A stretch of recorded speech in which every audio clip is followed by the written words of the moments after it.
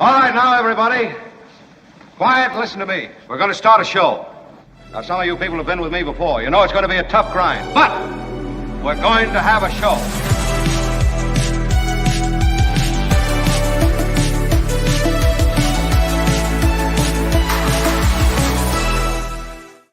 Yes, we are going to have a show. It's our Big Friday show. I'm excited. I really am. Mark Thompson here. This is John Daly's last day. I know. Morning. Good morning, John. Morning. I know. It's kind of a sad thing. Fabulous producer, John Daly. It feels like the last day of school. Yeah, maybe. Yeah. Kim is here, though. Kim, how are you? Yeah. Hi. What's happening with your living room? It's a very sensible living room, I think, today. This is from our viewer, Vilma. No, that's Vilma's living room. Wow, It it's is. very nice. Isn't it fancy? Man. I love Kim, her how are you? fireplace. Wow. The tree is beautiful. Yeah, who doesn't like a beautiful tree? Yeah. Very cool. It's very nice. Wow, that looks like it's set up for a magazine shoot or Doesn't something. it? I know. Yeah. Vilma. That's Very not impressive. fake. That's real. That is not fake. That's not fake. That's That's real. Man, that's Vilma's real living room. What up, everybody in the chat? You can join us in the Morning. chat live on YouTube. And if you're joining us in replay, shout out to my replay viewers. Morning. Good morning and good evening and good night to all of the people who listen to the show and join us in replay. We love that you join us however you do. This is the platform that we chose after KGO went away. So the only awkward thing about this platform, well, there are a couple of awkward things about the platform that we're dealing with. You're not awkward. Not at all. No, it's a first of all, it's on camera, so it's a little bit different. So the kind of demands of that. But there's also stuff that we're ironing out with YouTube. So I do want to say up front, you guys have been so generous, but the super stickers and super chats are still down. They're probably going to be down for a month unless we can do something due to a clerical error. It really is just a clerical error. It's nothing content related. It's nothing that we said or did. It's just clerical, which really sucks. But I will tell you that you can find us through, obviously, themarkthompsonshow.com if you want to donate that way. I say donate. It's one of the most awkward things that we do. And I got an email from Mo Direct about, you humiliate yourself when you dance around like a stripper on a pole, that's getting sexy. people to... It was really... Well, take it that's all how you off, got your Mark? start, remember? I mean, look, a girl's got to do what a girl's got to do. I mean, give me a break, everybody. Come on. Next time, could you take the shirt off while you're doing that? Thank you. I try to make the donation thing fun. That's what I do. If it doesn't land to you that way, then I'm sorry. I can certainly. One thing I am going to do is we're going to back off on it a bit. So right now we do it at designated times. So there'll be a little less of it, and the recognition will probably come at the end of the hour. John and I were talking about this yesterday. So that I will say will do. And it's an evolution. We have growing pains like any other show, but we so appreciate everybody being here. We try to give you substantive stuff, good guests, real conversations. We respond to objections you have. We respond to conversations that you start in the chat room and Your also Honor. for emails. Objection. So Good day, sir. yeah, all right. Now, Well, if you want a more subdued begathon, you can go over to Channel 9. okay. Your seductive dancing is one of the best parts. Thank you, Tom. Appreciate that. Anyway, there's a lot going on. A couple of top cops, a sheriff and a police chief, are in real trouble. The police chief may be, hitting the bricks. That's going to be in Friday Fabulous Florida. We have the video for you. The sheriff is right in the Bay Area in San Mateo County. And you saw that there is new controversy about the sheriff, who's already a little bit controversial, right? Wasn't the sheriff involved in San Mateo County in that Batmobile scandal? Yeah. Yeah, Sheriff Carlos Bolanos. Anyway, sheriffs have the authority, to grant these licenses for concealed carry, for people to carry a gun, right? Mm-hmm. And so that's a lot of power. And Got the Santa Clara County Sheriff in a lot of hot water recently. right, exactly. And these sheriffs seem to be abusing this privilege or power or, legal authority. And what's happening in San Mateo County is, surprise, they're finding that there's a correspondence between people getting the concealed carry from the sheriff and them being big donors. Yeah, so if you donate to the sheriff, it does appear that you do get a favorable treatment when it comes to concealed carry. So there may be changes in that California law, how these permits will be granted. But for now, Sheriff Carlos Bolanos, he lost re-election, right? But he's in the middle of this controversy. So you're talking about serious stuff, and I just want to know what Immortal Tiger wants to know, which is, what is your stripper name? Isn't it the name of your first name of your first pet, and your last name is the first street you ever lived on? Oh, I thought that's a porn name usually. Stripper. Well, stripper name is always Brandy or Candy or Tiffany right. I like Tiffany. You can call me Tiffany. Tiffany. Yeah, Kim's got her whip. She's confused. Yeah, that's right. I mean, keep your fake name straight, will you? Porn name, stripper name. Yeah. It's all the same. Yeah. It's anyway, same thing happens in San Francisco, says Harry Morgan, on the concealed carry. I don't know about that. Is that right? I mean, it may be. Well, we do specialize in corruption, so it wouldn't surprise me. Yeah. Okay. The Sinema change is pretty big. We're going to talk about that. I'd also like to touch on the Pentagon budget. We'll do it with Michael Shure in this hour. He'll be joining us in a couple of minutes. And with Jim Avila in the next hour. So smart today. Like, you're talking about smart things today. I'm sorry. Why do you say today, Kim? I need to leave. I got to check out. I can't. We talk about smart things every day. How dare you? Mark, did you send the link to Michael? I thought I did. I thought I sent it last night. Let me. Can you send it? I'll double check. I don't want you to pull it. Oh, there he is. Yeah, I did. He is. Yeah. I'm usually without fault, to be perfectly honest, on this kind of thing. Do you know who I am? Exactly. I'm kind of a big deal. I don't screw stuff like that up. But I don't know how big a deal this Kyrsten Sinema thing is, because it won't really change the balance in the Senate. But the guy who does really know what a big deal this is with us now, and he's just got a great political mind. He's forgotten more about politics than most of us will ever know. He's Michael Shure, everybody. Yeah. Smash that like button for Michael Shure. With your iron rod. Hit that thumbs up for Michael Shure. Smash it with your iron rod. We heard you the first time. All right. Now, Michael, this was was this a surprise announcement? I know maybe not from the standpoint of her politics was it a surprise announcement, but an official declaration?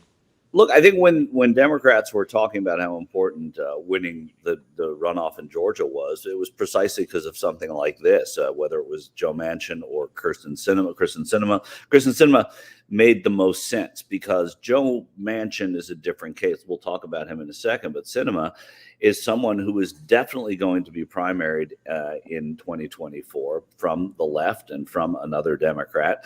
It is a state that has a higher Republican registration than Democratic registration. So the thinking would be that if she runs as an independent, she could do kind of what Joe Lieberman did, pull a certain number of Democrats and then even get Republican support. And that's her path to winning a second term if she so desires. So there was a lot more impetus there. And she's, like people say, well, will she caucus with the Democrats? Kyrsten Sinema didn't go to a lot of those caucus lunches anyway. She was not somebody who, when I was on the Hill with more regularity than I am now, that you saw going to those caucus lunches and the caucus meetings. So she was always a bit of an outlier. It does raise questions about what happens, what the dynamic is, how much of a wild card she is. But 5149 is still the most important number. It's important for committees. It's important for subpoenas. This doesn't seem to change that. I didn't realize that she was an embattled figure. Is she? In other words, in her home state, is she? That you seem to be suggesting she wants to shore things up politically, if you'll pardon the expression, shore up. Yeah. Yeah, it's spelled not sure up, but right. Shore up. Yes. Okay. I really think that she is. I mean, she's look. Ruben Gallego has made no secret. He hasn't said he's running, but he's made no secret of both his interest in going farther with a progressive agenda and his distaste with what Kyrsten Sinema was doing last year. But she's still been someone who the Democrats ran in 2018. She won that race, and she is going to go forward still as the favorite until something else happens. But Democrats aren't crazy about her. Already, the Democratic Party in Arizona has said that, listen, we're moving on. She left us, and we're leaving her, and we're on to the next thing. It's going to be an interesting race, that race in 2024.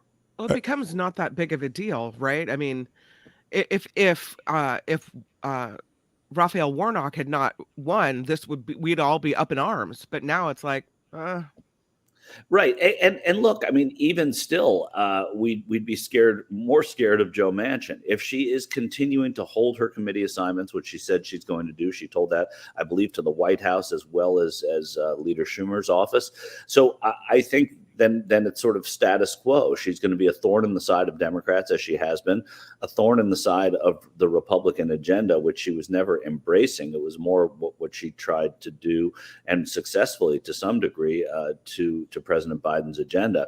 So yeah, I think you're right, Kim, but I also don't know that this changes anything. Now, if this were to have happened, if Herschel Walker was in the Senate, and it would make people like Joe Manchin, Kyrsten Sinema change parties, because that would change control, and that would put them in the majority, and do something, own the libs a little bit, then that might be the case. I don't see it changing anything though right now. I don't mean to move on, but given what you've just said, and given our time that we have with you being limited, I want to ask you about something that I find so infuriating. Certain things just make your blood boil, and the Pentagon budget is the thing that hits me, among others. And the U.S. House just backed legislation paving the way for the Defense Department to hit a record $858 billion next year, $45 billion more, and you will see this a lot, $45 billion more than proposed by President Joe Biden.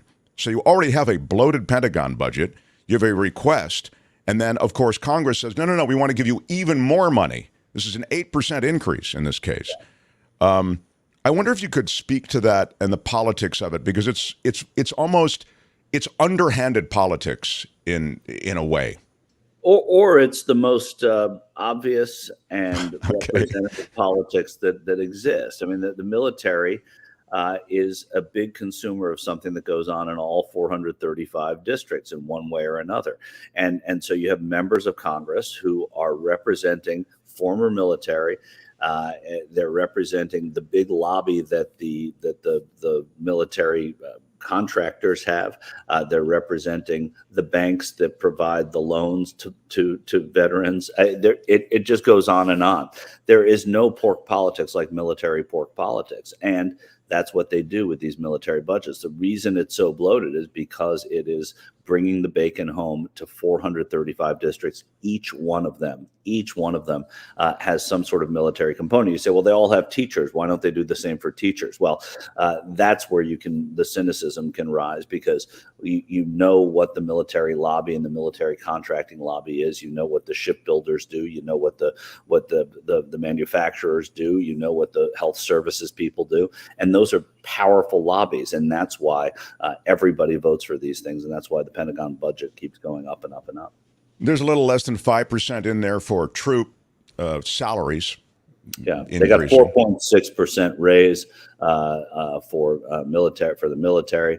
That seems to be a standard raise in every NDA, and anytime they authorize a new budget having to do with the military. So, yeah, look, and veterans aren't even looked after by the military budget. They're a totally different budget. So it's a curious thing. It's not something that's going to change, and the people that are upset about it are going to have to fight their battles elsewhere, because these things, they've tried to trim Pentagon budgets for a long time. It just never, in the U.S. House, it never makes any political sense for anyone to vote against it.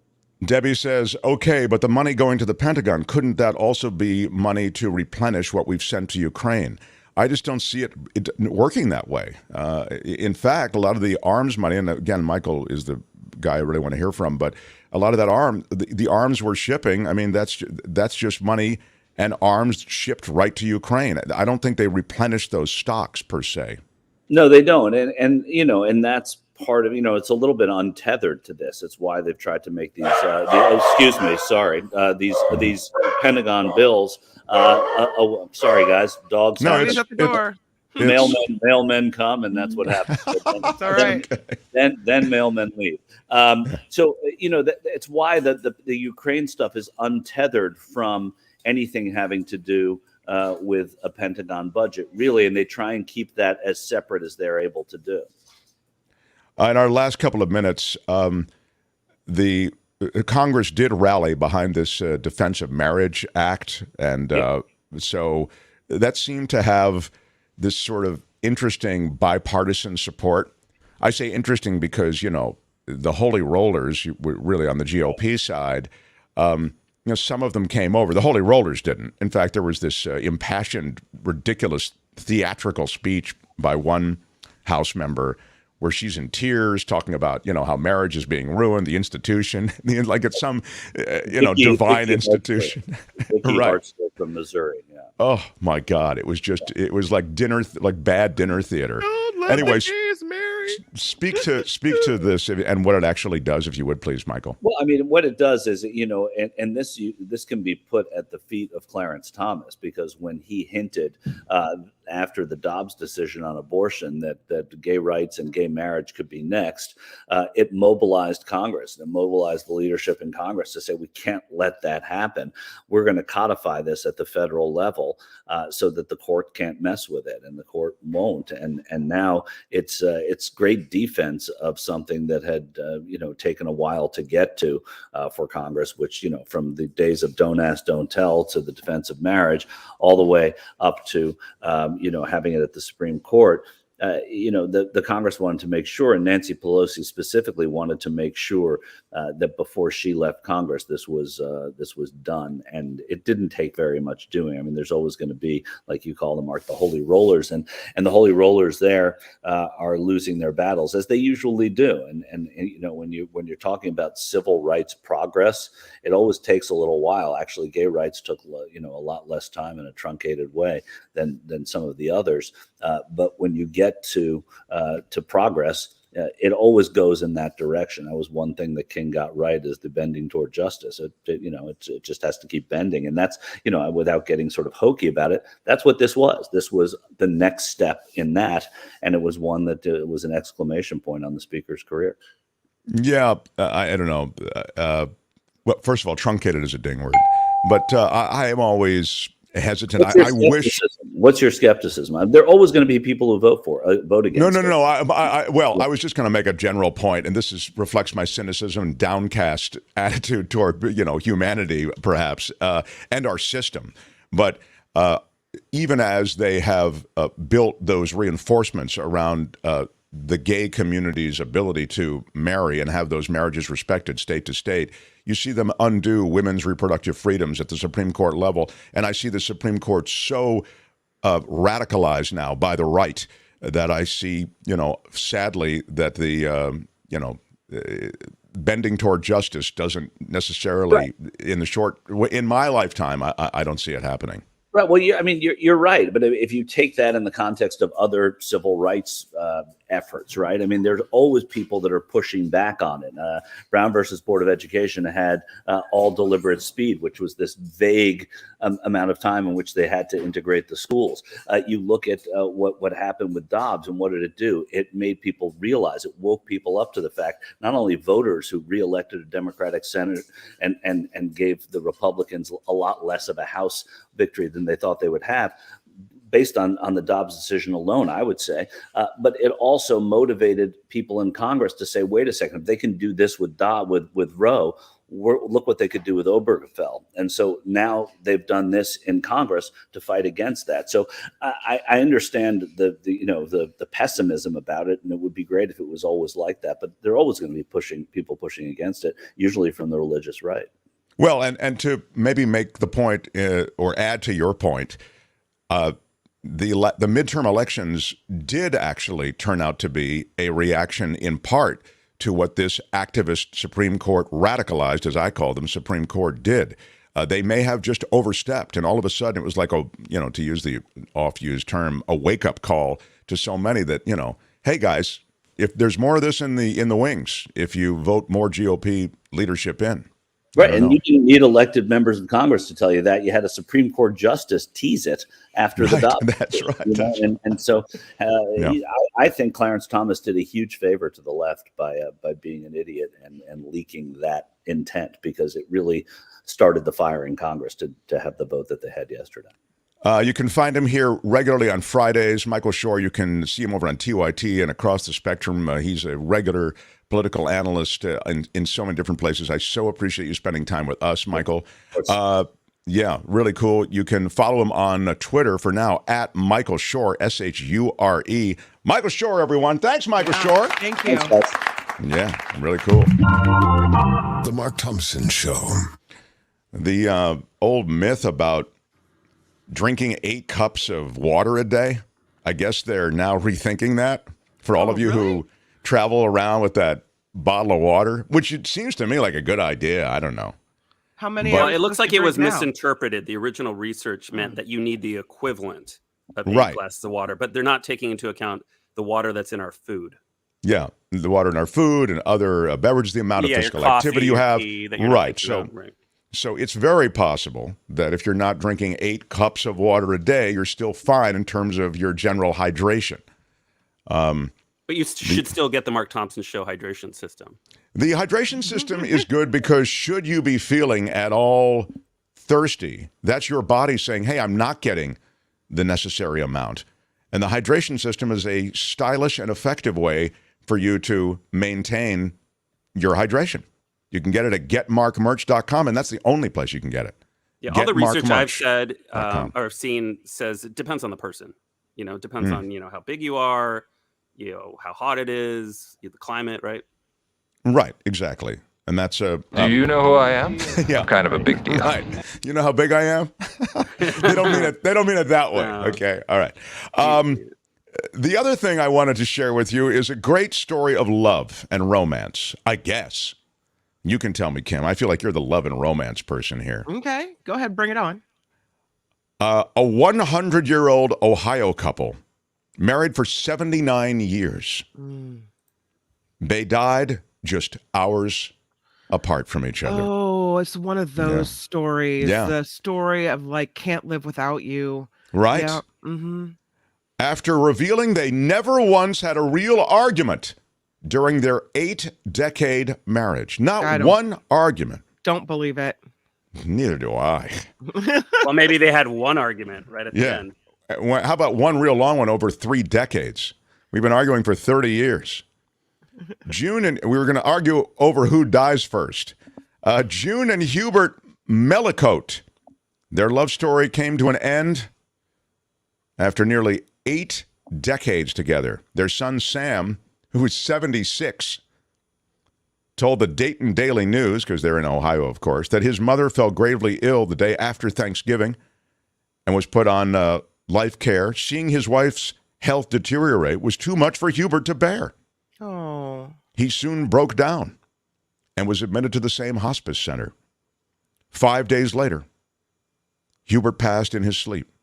And according to Sam, his cause of death, a broken heart. Oh. 20 hours after that, June also died. Sam said his parents, who previously revealed that they never once got into a serious quarrel, went out together after a long, happy life.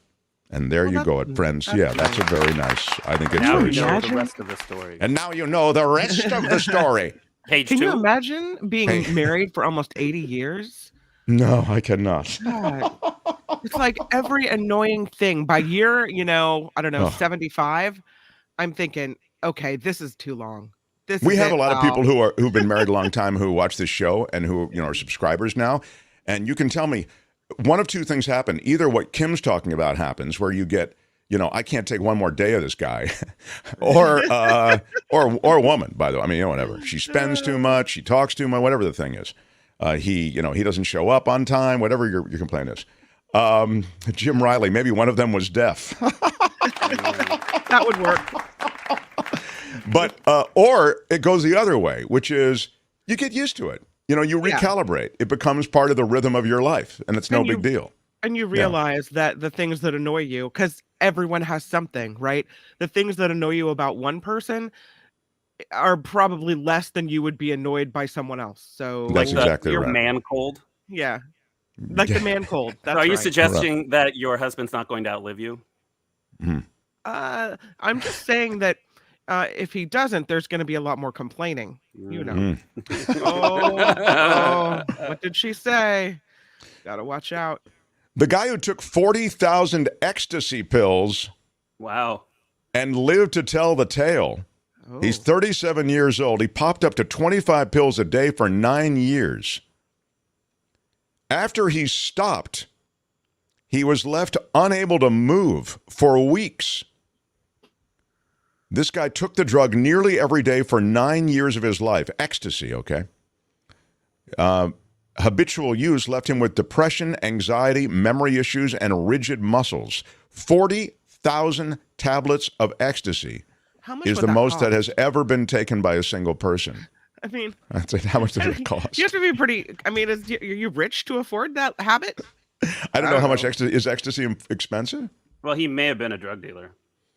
Oh, that's yourself a a deal. very good point. Yeah, that's What? yeah, it's possible. It's true. Well, and he did find a way to get the light inside the body.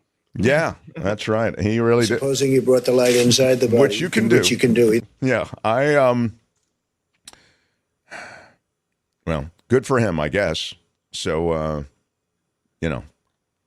he's lived to tell the tale. But They called him Mr. A.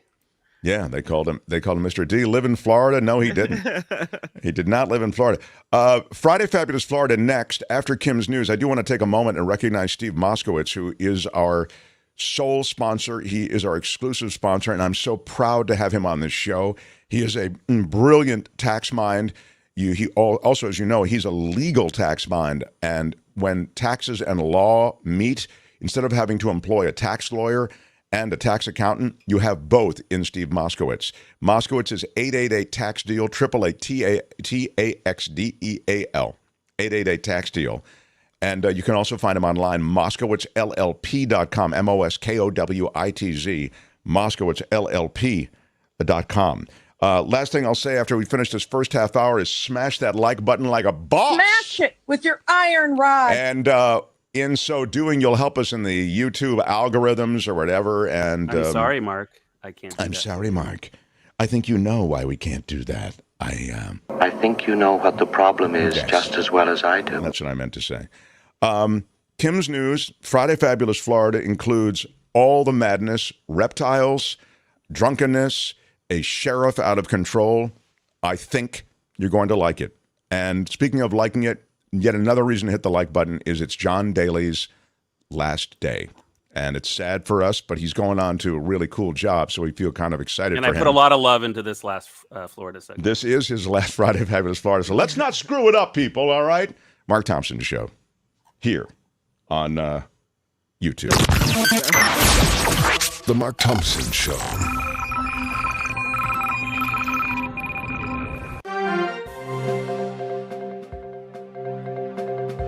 On the Mark Thompson Show, I'm Kim McAllister, and this report is a tax attorney, Steve Moskowitz, at 888-TAX-DEAL. Arizona Senator Kyrsten Sinema says angry rhetoric on both sides is one of the reasons she's ditching the Democratic Party to become an independent. Speaking in a suburb of Phoenix, Sinema said she's one of many Americans who feel they are not defined by one political party. Her decision to switch parties has shaken up the Senate, robbing Democrats of their new 51 Senate seat majority after their victory in the Georgia runoff this week. Freezing temperatures were what drove Brittany Griner to cut her dreadlocks off while being held in a Russian prison. The WNBA star's Russian lawyer told ESPN she chopped off her locks 2 weeks ago because they kept freezing every time she took a shower. The decision came before Griner was released yesterday in a prisoner swap for Russian arms dealer Victor Bout. Jury members still have not reached a verdict in Harvey Weinstein's sexual assault trial after nearly 20 hours of deliberations. The 70-year-old former movie producer is accused of sexually assaulting 4 women in the Los Angeles area. Today marks 1 week since jurors were handed the case. The man who survived the mass shooting at a Colorado Springs LGBTQ club now getting out of the hospital today. Staff lined the hallways applauding Ed Sanders as he was wheeled to the exit to go home. He is recovering after being shot twice during that attack, November 19th. A Texas state representative is pushing to ban children from using social media. Republican Jared Patterson filed a bill that would require social media users to be at least 18 years old to create an account. Patterson believes social media is dangerous to children's mental and physical health. And a sad, well, maybe as it's currently configured. I mean, I don't know. Yeah. You know, social media is a pretty broad term, don't you think? Well, they all want it. And I mean, you could describe it as TikTok, Snapchat, you know, Instagram, all the ways kids communicate. But aren't there other ones that, like my niece has it's like a music program that she and that's social. You know what I mean? But that's not destructive, I don't think. Yeah, there's this other one where you take a picture every time at a certain day. You don't think it's bad, but then all of a sudden somebody knows where your kid is every time at the certain day. You know, every that's called day. Be Real. Yeah, Be Real. Yeah. So I don't know. I've said no to my 13-year-old daughter for all social media, but all of her friends have it. So no, yeah, you can, and it'll be interesting to see how long you can kind of hold the line on that. I don't know. Studies have shown, especially for girls, that girls that are on social media have a higher rate of depression and suicide. Wow. I believe it. I mean, it even look at the Instagram world where you just feel like, oh my gosh, my life isn't as good as their life, you know, because what if they're left out of everything and they feel left out? That's right. Yeah, that's true too. Yeah. I mean, I don't know. It wouldn't happen to Mark, but I've seen, on Facebook, the old people's social media network, pictures posted of a party with other moms that maybe I wasn't thought of didn't get to go. And I thought to myself, oh, what a bummer. They didn't think of me. Okay. Click like and move that's on. tough. How would you handle this? Yeah. We could try ignoring it, sir. Yeah, I don't know what you do in that spot. Do you say, if hey, it hurts my feelings, right. then what does a Imagine 13-year-old girl feel? Right. Yeah. Right. Yeah. Okay, so Tina Turner's son, Ronnie, is dead. He was 62 years old. TMZ says first responders were called to their home in California yesterday morning after Ronnie was having a hard time breathing. When paramedics arrived, bystanders were trying to do CPR on him. He was pronounced dead at the scene. Again, Tina Turner's son, Ronnie, pronounced dead. He was 62 years old. Well, that is sad. Really sad. And she's suffering from, I believe, some problems with dementia right now. I think that's right. So not a good period of life for Tina Turner. That is sad. No. You're going to leave us with something more uplifting, maybe? I'm going to try. I'm going to do a little turnabout here. Los Angeles County. We could try ignoring it, sir. Granting a child's request for a unicorn license. How's that for happy? This little girl recently wrote a letter to Animal Care and Control in Los Angeles County asking to keep a unicorn in her backyard if she can find one. Director Marcia Maeda responded with a pink unicorn license and a few conditions, including giving the animal regular access to sunlight, moonbeams, and rainbows. I don't think kids should have access to unicorn licenses unless they're 18, though. Or moonbeams. Do you agree? Does anybody agree? How that works? Or moonbeams, exactly. I just really, I don't know. We could try ignoring it, sir. Right. I mean, imagine the trouble she took to create a unicorn license. That's exactly. Tell your little friends the dreams do come true. I guess the dream does come true. Anyway, this that's report good stuff. Sponsored by tax attorney Steve Moskowitz. For more than 30 years, Steve has put his tax knowledge to work for individuals and businesses. Right Yes, he did. Yes, if you did, Steve. Need help with your taxes, you must call Steve Moskowitz. Call 888-TAX-DEAL, 888-TAX-DEAL, or you can get them online at MoskowitzLLP.com. Yes, you can. Yes, you can. That's our Steve.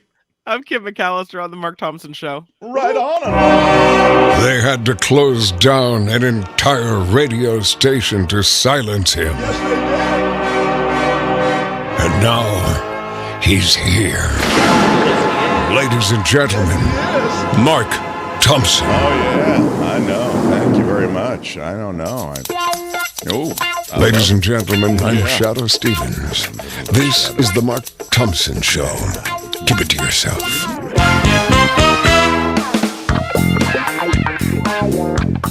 Who's Mark Thompson? How dare you? How dare you? It is a delight to be with you on a Friday. Welcome to the show. I'm Mark. We've got John on board and Kim on board. The full crew is here. Tony will be here Monday. He's not here today, but he's working over the weekend on stuff related here in the studio. So we're always trying to improve things. All that stuff is in the works. So thank you for being here. Oh yeah, there it is. Thank you. I thought she was she had PTSD after a stroke. Is that what you're saying? I didn't realize that. John was just telling me about Tina Turner. Yeah. Kidney failure. Yeah, nothing good for lovely Tina. But I do want to say and ask you, if you are watching this show, even in replay, especially in replay, please hit the thumbs up button. That helps us in the algorithms of YouTube. I know it's crazy, but that's smash it with your iron rod. And if you're interested in a donation, sadly, YouTube for us is probably down for a while, maybe 3 weeks or so because of a clerical error. So you can go over to themarkthompsonshow.com, and there you can make a donation through Patreon. That's the way we keep the lights on. Or, I'm sorry, PayPal too. PayPal might be easier for a lot of people. So we'll recognize everybody who does that. We'll do that right before the top of the hour. Right now, whatever, it is Tiffany. Yeah, call me Tiffany. I will respond to Tiffany. Now, on Fridays, we like to check in with the state that serves up the offbeat, sometimes the serious, sometimes the gross, but they always serve up something. This is Friday Fabulous Florida. It's time for Friday Fabulous Florida. There is a gigantic alligator in my kitchen. A look at the weirdest stories from our weirdest state. We'll start with the weird, and honestly, we've seen this particular configuration of weird before in Florida. The police chief of Tampa has been placed on administrative leave. Isn't that that's the best kind of leave, everybody, because you're still getting paid, but they're trying to send a message. She was flashing her badge at a deputy who stopped her while she and her husband were riding. If you guessed golf cart, give yourself a ding. That is the... Well, we'll just put it this way. When people get inebriated in Florida, they oftentimes default to the golf cart. Anyway, that's what happened here. Police Chief Mary O'Connor and her husband were stopped after allegedly riding in a golf cart that didn't have a license plate. It appeared that they might have been inebriated as well. Body camera. To bet your lunch? Body camera. That there's alcohol involved is what you're saying. Yeah. I'd be willing to bet my lunch that there's alcohol involved. She body camera footage actually shows O'Connor flashing her badge to the Pinellas County Sheriff's deputy and asking the deputy to just, quote, let us go. Don't take my word for it. Fabulous producer John Daly actually has the video, and we'll play it for you now. So John go Daly. for it, John. Here they are being approached by the sheriff. If you're watching on YouTube, you can see it. Good evening. How you doing? Good. I'm Deputy Chief of the Sheriff's Office. Stopped you because you driving tag or unregistered vehicle with no tag on it on the roadway. Yeah, we went to the club. It was closed, so we went over and picked up some. Is your camera on? It is. I'm the police chief in Tampa. Oh, how you doing? I'm doing good. Okay. I'm hoping that you just let us go tonight. Oh, okay. Yeah, I'm doing good. Now that you say you look familiar, so. Yeah, I'm sure I do. Okay. So, all right, folks. Well, have a good night. Staying over here in East Lake Woodlands? You live in East Lake Woodlands. Yes. Okay. All right. Well, it's nice to meet you. So, I'm Deputy Jacoby. Okay. Same here, my friend. All right. Take care of yourself. All right. Sorry Take care. to bother you. All right. No worries. No worries. Like I say, we have a lot of problem with the golf carting around here. You know, everybody No, comes we out. don't normally come out. We but never the club come was out. closed, We so we saw never, to never. the Greek place to get some fruit. Gotcha. Yeah. Okay. All right. All right, then we'll take care. And it was nice meeting you. All right. Oh, all right. You ever need anything, call me. Okay. Serious. All right. Appreciate that. Thank you. Yes, ma'am. You're welcome. Thank So you for your service. thank you for yours. Thank you. So take care. All right. Take care. Have- Right. Wow, there you go. Nicely done. There's a lot going on. You realize the professional courtesy that they're all affording each other. And we have an update. She has resigned. Yes, well, it happens. I don't know. What? I'm just saying it's. There's never been anything like this. I think Is there's it been me a lot or like this. Did the officer sound it like happens he a was lot. loaded? Well, that's what I said to John. Before we went on the air, we looked at the video, and I said, man, the officer sounds tipsy to me. I mean, the story's about her, but the officer's like, got a lot of golf cart problems. Oh, my God. You want to look it up. It's a great story. They have a police captain questioning her, and the audio's been released, and he's asking her why she's giving the business card, and she says she gives it to everybody. It's really funny. Yeah. Well, Eric's like, if you ever need anything, you call me. Yeah. Yeah. That's not fake. That's real. Yeah, that is. Yeah. If you ever need anything, call me. What is that? A Florida man faces charges for slapping a police horse on the butt. Oh, this happened in Pinellas County. He's 27 years old. Alicia Lalani is his name. Walked up to them while they were on duty, used an open hand to slap the rear of the animal, according to the St. Petersburg cops. The horses were wearing police insignia and flashing blue lights when Lalani approached them. He told them he didn't know that he was not allowed to hit the horses. What? What? Aren't police canines and horses technically officers? Supposedly, yeah. Plus, So you're clearly, yeah. I mean, that's assault of an officer. It is. They charge him with battery on a police horse, believe it or not. And you're also trying to startle the horse to get the cop to fall. I mean, it's clear what's going on there. So, good luck. Yeah, because it's common to just walk up to a horse and slap it. Go ahead. Workers at Newark's Liberty International Airport were called to catch a garter snake that was on board a United Airlines flight that arrived from Florida, from Tampa. Snakes on a plane? No. Snakes on a plane. Get these Monday through Friday snakes on this Monday through Friday plane. The airport's wildlife operations staff and Port Authority Police Department officers met United Flight 2038 at the gate and removed the garter snake. But imagine this thing is crawling around. It was later released into the wild, said the Port Authority. No one injured. Operations not affected. They called the appropriate authorities, say, this is a quote, to take care of the situation. Yeah. You know who can take care of the situation? Here is a situation. Yeah, right. Joe Box. Brady. Joe Box and Joe Fish, Sal the Shoemaker, Oh. Joe Box, and Little Anthony. Oh, Joe Box is our favorite because Joe Box is a listener and viewer of this show. But they have family in Jersey. Yeah, that's true. I never. Joe Box and Little Anthony. True. Mo Box brother. Mo Black's brother, Fat Andy. Who could come over, maybe assist.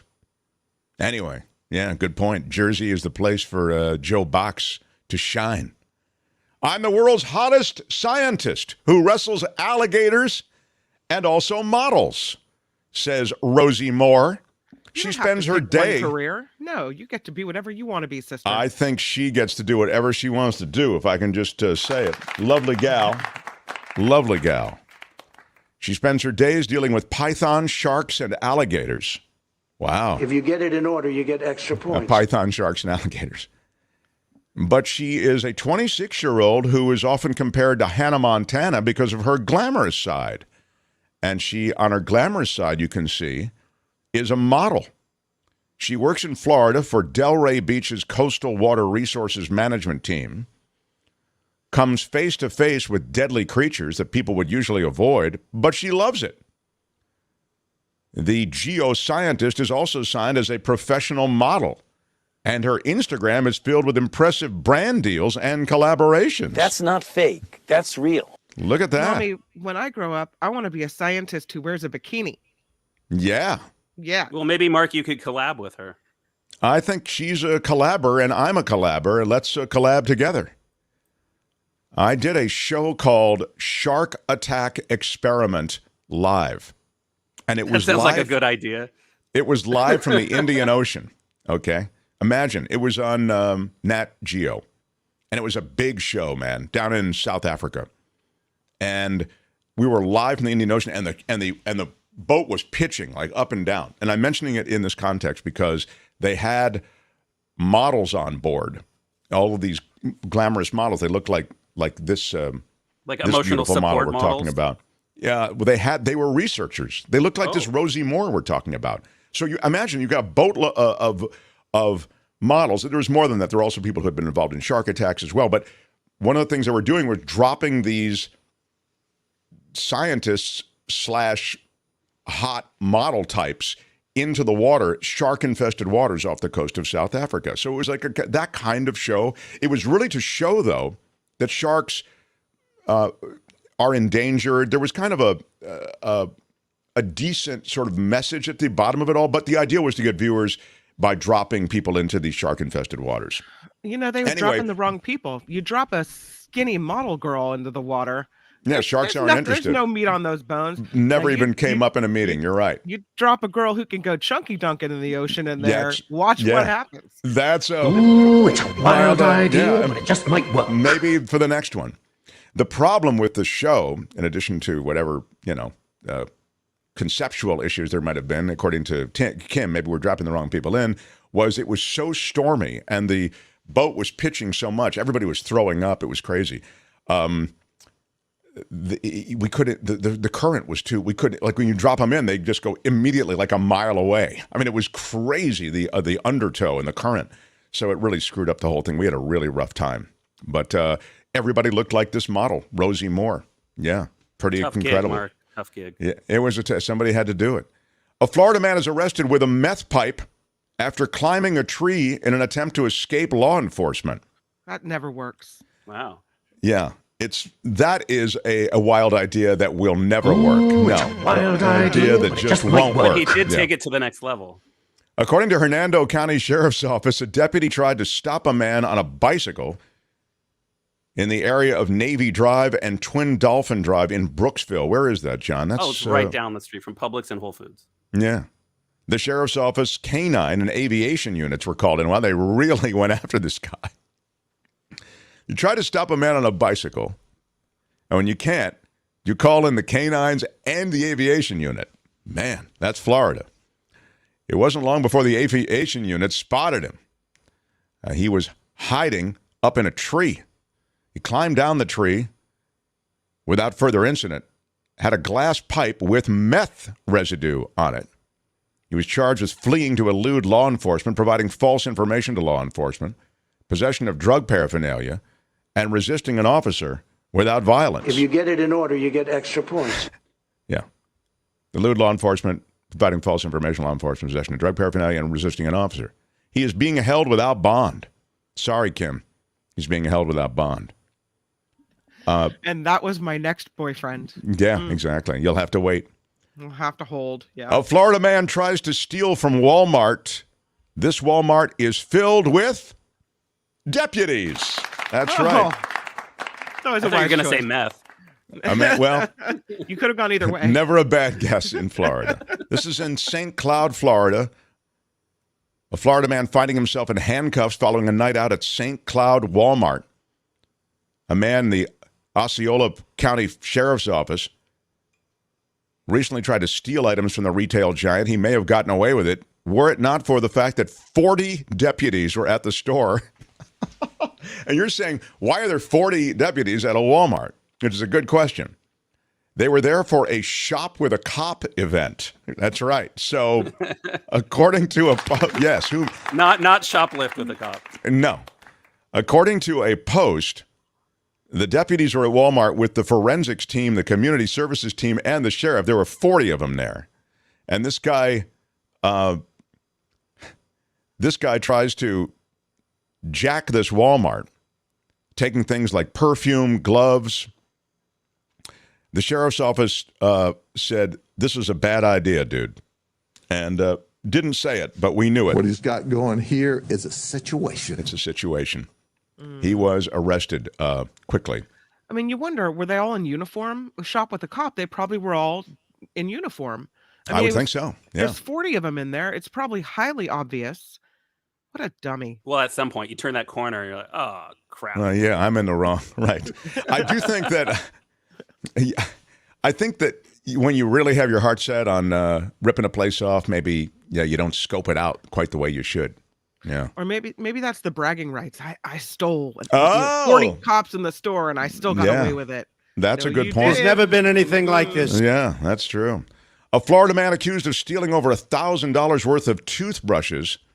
Then he throws them off a bridge. What wastefulness. Sounds like a religious thing of some kind. Monroe County, Florida.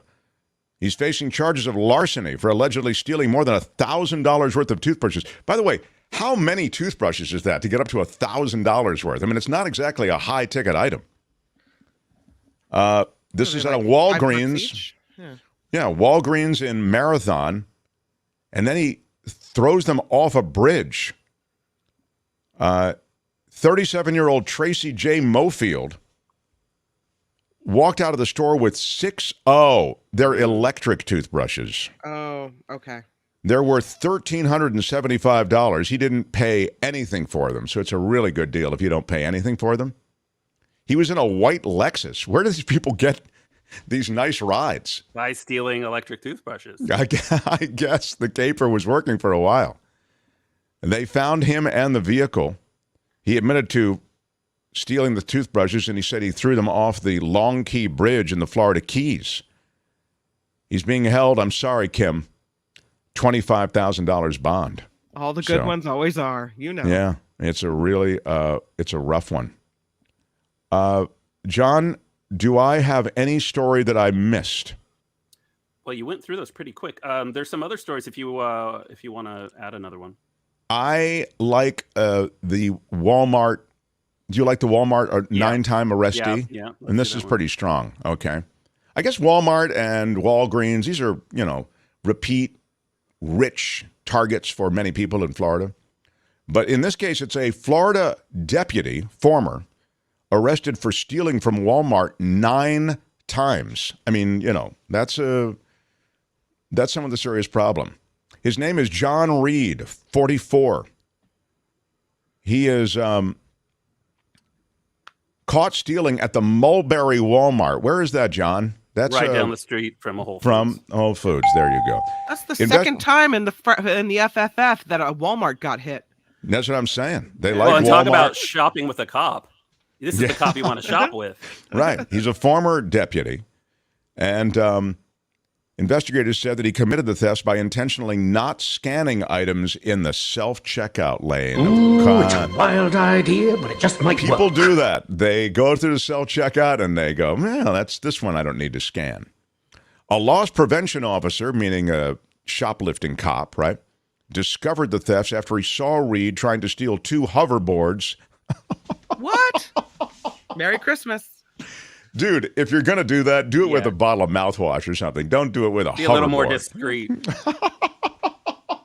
Ooh, it's a wild idea. It's not. It is a wild idea, but it has absolutely no chance of working. One for me and one for you. They caught him. Hoverboards for everybody. Yeah. It's fantastic. Okay. So they caught him stealing 2 hoverboards, 2 hover carts, and a Christmas projection light system. He went big, He went, ho, ho, ho, ho up, buddy. Ho, whoa, whoa, whoa, whoa, whoa. It's whoa, whoa, whoa. The officer observed Reed on the closed-circuit television, failing to scan the items, then passing all points of sale. Reed accompanied the officers to the loss prevention office, where the officers used the store security system to review a history of Reed's transactions. Once they started looking at his transactions, they said they saw that he was a repeat offender. 8 counts of petty theft followed that one, and 1 count of obtaining property by fraud, 1 count of gross fraud, and 1 count of petty theft for $100 to $750. Other charges are pending. He is really trying to shoot the moon this holiday season. Got to give him a round of applause for the big effort. But sadly, it didn't work, and it will be a lonely Christmas for John Reed, 44, the ex-cop. And that is Friday Fabulous Florida. For this has been Friday Fabulous Florida. There is a gigantic alligator in my kitchen. Y'all come back now, here. We have to pick a favorite, and it's hard. Nearly impossible, yeah. Yeah, but we have to do it. We are duty-bound by the bylaws of the Mark Thompson Show to pick one. So in the chat, you can pick one. I would remind you that we just had the guy, 9-time Walmart hoverboard ripoff expert. The Florida man accused of stealing over $1,000 worth of toothbrushes, then throwing them over the bridge. The guy busted after trying to steal from Walmart, but it was shop with a cop day, and there were 40 cops there, so it didn't work out. The dude arrested with a meth pipe after climbing a tree in an attempt to escape law enforcement. They brought in K9 and their aviation unit. The world's hottest scientist who wrestles alligators and also models on the side, and the snake sneaking into the United flight from Tampa in New Jersey now. And finally, or I should say, don't forget the guy who slapped the police horse, all right, on the butt. He's being held for battery. And I was going to say, and finally, the Tampa police chief, placed on leave, now has resigned after the golf cart traffic stop. You have to pick one. Sadly, I know it's like picking between children, but Kim, what was your favorite? Well, the alligator model is very Florida.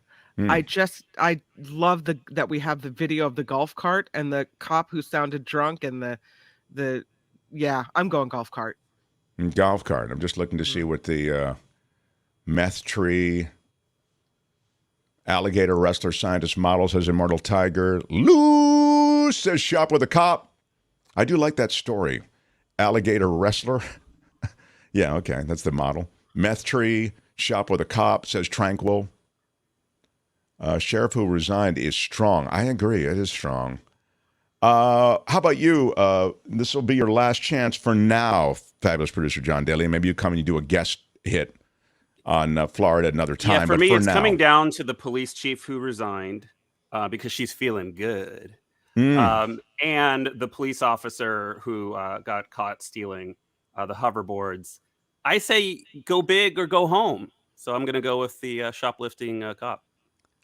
I like that shoplifting cop who is getting all those hoverboards and then the Santa lights and all the rest. But for the pure pop of it, now this is really a tough one. I'll go golf cart. Yeah, I'm going to go golf cart. I don't know, but I don't feel good about it, but I had to make a choice. So there are no wrong answers, but I'm probably giving you the wrong answer. How you doing tonight? We're good. There has to be a drop in there. Must be a drop in there. Meth dude should wrestle the model. Is that what he said? That's pretty funny. We're appreciative of all your support for this show, and the way you support us now, sadly, can't be through super stickers. So I'll mention this here at the end of the hour. Dance, monkey, dance. Yeah, it's a. Go get it, Tiffany. The way you support us, smash that like button like a boss. Smash it with your iron rod. Hit that like button, thumbs up, however you watch, wherever you watch, and I say watch or listen. The idea we've kind of done this. Shake it while you do this. Shake it while you make it. And the way you have to support us now, and we do appreciate your support through the holidays, and it looks like it'll be through the holidays because they're working out this YouTube clerical error, is through going to our website, themarkthompsonshow.com, right there on PayPal. Click, bam, you can leave us a donation. If you do, we'll recognize you here during the show. And if we miss you somehow during the show, we'll recognize you on the next show. So we don't leave anybody behind. We're like the Rangers. Is that what they do? The U.S. Rangers? Marines, yeah.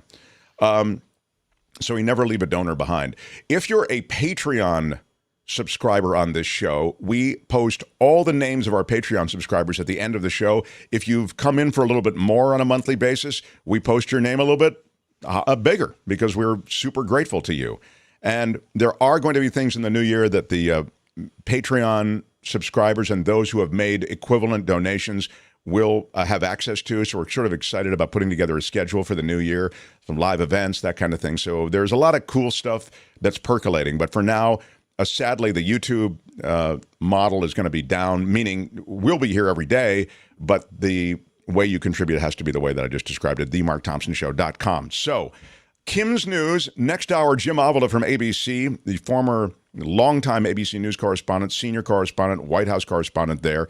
He weighs in. We'll talk Kyrsten Sinema. We'll also, I want to mention the Pentagon budget, some of the stuff that we talked to Michael Shure about, actually. And I'm curious to see whether he feels, one other thing I didn't mention to Michael Shure, and that was if he feels the reconstituting of the primaries on the part of the Democrats, starting in South Carolina. We talked a little bit about it last week. It certainly is demographically in some ways more reflective of what's happening in America, right? I mean, starting in Iowa with the caucuses never made any sense.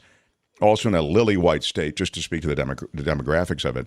But is it gaming the system a bit on the part of Biden supporters, knowing that they'll do well potentially in South Carolina? Might a better choice, for example, have been Nevada? That is a real cross-section of America, much more Latino population in Nevada than you find in South Carolina. You see how you can all of a sudden go, oh, wait a minute. Yeah, I see what's happening here. So we'll get into that with Avila as well.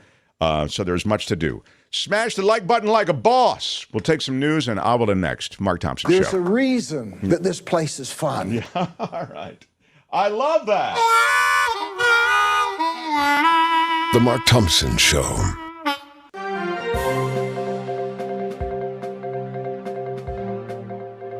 On the Mark Thompson Show News Network, I'm Kim McAllister. This report sponsored by tax attorney Steve Moskowitz at 888 Tax Deal.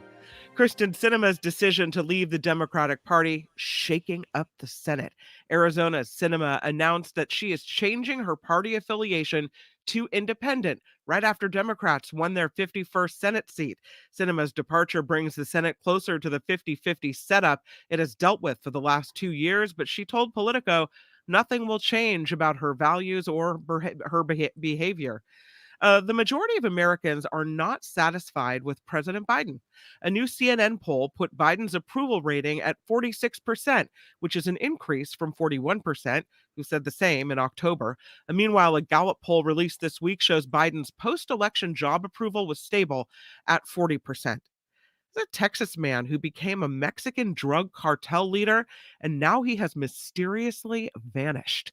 Edgar Valdez Villarreal was serving a 5-decade federal prison sentence, but his name has been removed from the U.S. Bureau of Prisons website without any reason given at all. He is known for being a vicious hitman who cuts the heads off of his victims. Again, he's missing. Some mask mandates are back in the Bay Area. 3 counties, again, taking steps to slow the spread of COVID as cases surge ahead of the holidays. For now, the requirement is only at jails and shelters in Marin, Santa Clara, and Sonoma counties. Some of those hospitals are running out of beds, including Regional Medical Center in San Jose. The problem is also a rise in flu cases, with the season starting earlier than usual. The mayor of Richmond making some Christmas wishes come true. Tom Butt is ending his mayoral term by paying rent for homeless families, not just for a month or two, an entire year. He says he was tired with how other leaders were responding to the homeless crisis in his city. So where is that? What city is that? This is the mayor of Richmond, California. Wow, that's so cool. It's where Chevron is located, the headquarters for Chevron. So he used money from the mayor's community to house about 9 families. He's hoping for more donations to his GoFundMe account to help even more homeless families before he leaves office. And he's already got some big money rolling in from Chevron to help him do this.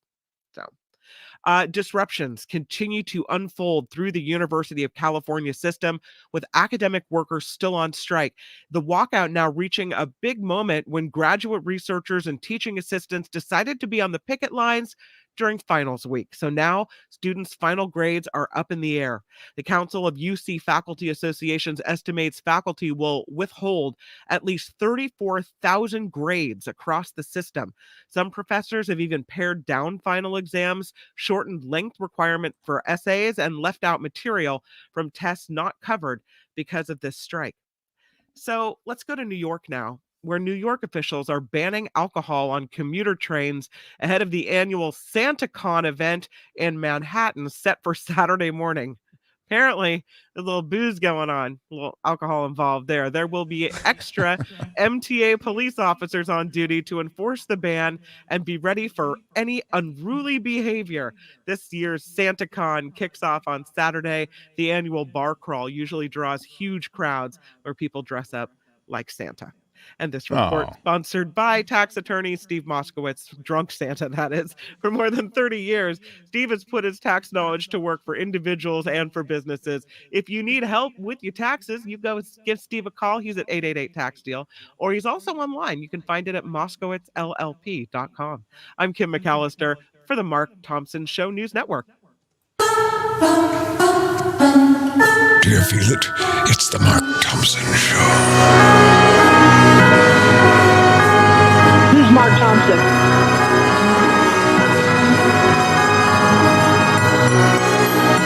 Everything is going extremely well.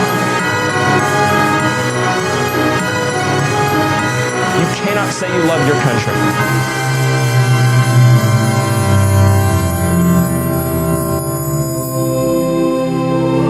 You just don't get it, do you?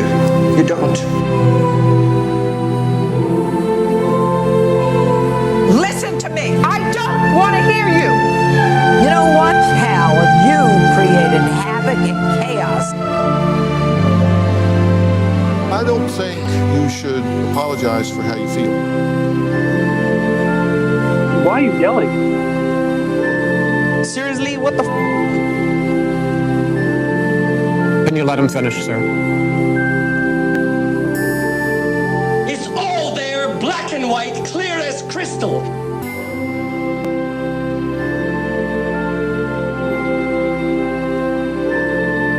Smashed him with your iron rod.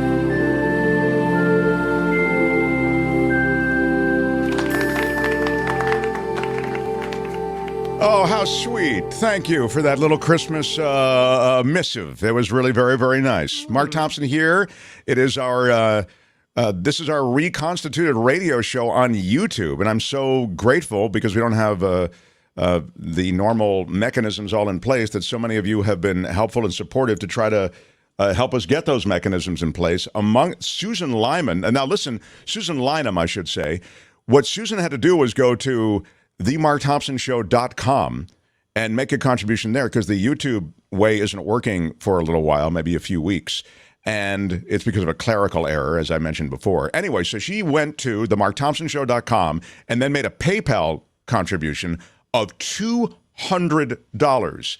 And sincerely, I'm really humbled and so grateful. Susan, extraordinary. I give you a big Dan Ashley shout out. Shout out. And I give you Thank you so much. Thank you so much. I'm going to give you a British. Thank you so much. I have to. Thanks, Tony. No, not a thanks, Tony. Not going to cry. I'm not gonna cry. I'm not gonna cry. I mean, that is cry worthy. I'm not gonna cry. I'm not gonna cry. Let's be honest. 200 is way over. Michael Alberton at $100. I'm not gonna cry. I'm not gonna cry. Thank you so much, Michael. I cannot express how much I'm so touched and so grateful for you reaching out this way. It really matters. I mean, it really keeps the lights on, you know. We were talking before about what happens if YouTube goes away and then we start to have to strip everything down and, cut people and all this sort of thing. David King for $100. Wow. I'm not gonna cry. I'm not gonna cry. I am humbled. Big shout out, Well, you're David not going to King. actually cut people. I mean, Joe Box is not going to be involved here. Who you cutting? Yeah, no, exactly. I don't want to cut anybody. Hey, Kim, we got bad news. Well, I won't do it. I'll have Joe Box do it. Joe Box Yeah. and Little Anthony. Yeah. This So place that's is really, scary really to cool. work. I don't know about that. Dave, exactly. Well, this is great. This makes it a little less scary. David King, thank you so much, David. Really, really cool. Thank you very much. There you go. And Deborah Cosentino, thank you, Deborah. I see you in the chat all the time too, and thank you for that. So I'll give you a thank you. And I am really grateful on behalf of everybody here at the Mark Thompson Show. Roberta Coleman for 2222. Shout out to Roberta. Thank you so much. Thank you so much, Roberta. Thank you. Really do appreciate it, Roberta. Thank you. On this Friday, appreciate all those donations. Again, you can make more at themarkthompsonshow.com. I've got Jim Avila waiting, but I do want to recognize Steve Moskowitz, 888-TAX-DEAL, or MoskowitzLLP.com. ERC is something he talks about a lot. It's money the government has for you as a business that may have been affected by COVID. You may feel as though your business wasn't affected by COVID. Still, you should call Steve because, as it turns out, there are ways that your business may have been affected by COVID that you didn't realize. There are intricacies of the tax code that Steve has knowledge of that others do not. Steve Moskowitz has been in business for over 30 years. He's a great advocate with the government and with the IRS, and he's able to find money for you.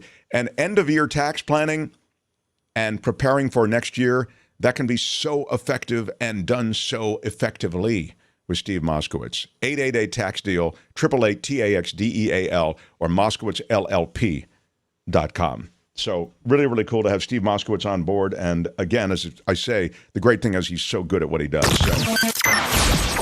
The Mark Thompson Show. Well, he's waited patiently. Let's bring him on now. The former senior correspondent for ABC, longtime White House correspondent. He's Jim Avila. What up?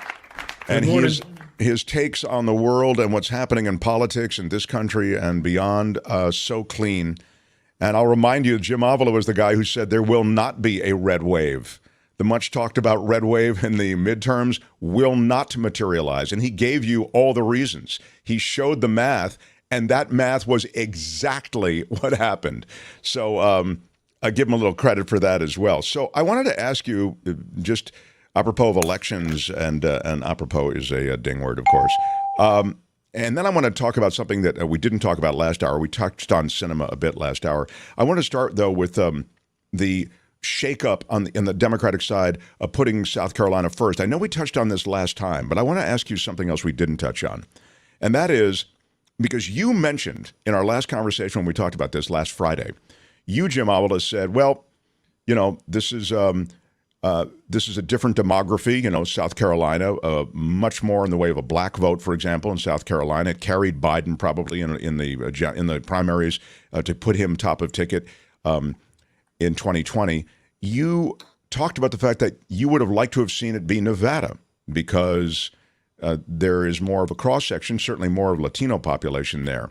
So I come around to this: is this a little of the Democratic Party, now controlled by Biden people, working the system? I'm not going to say gaming the system, but working the system to try to ensure ways in which Biden could prevail in primaries and end up top of ticket again?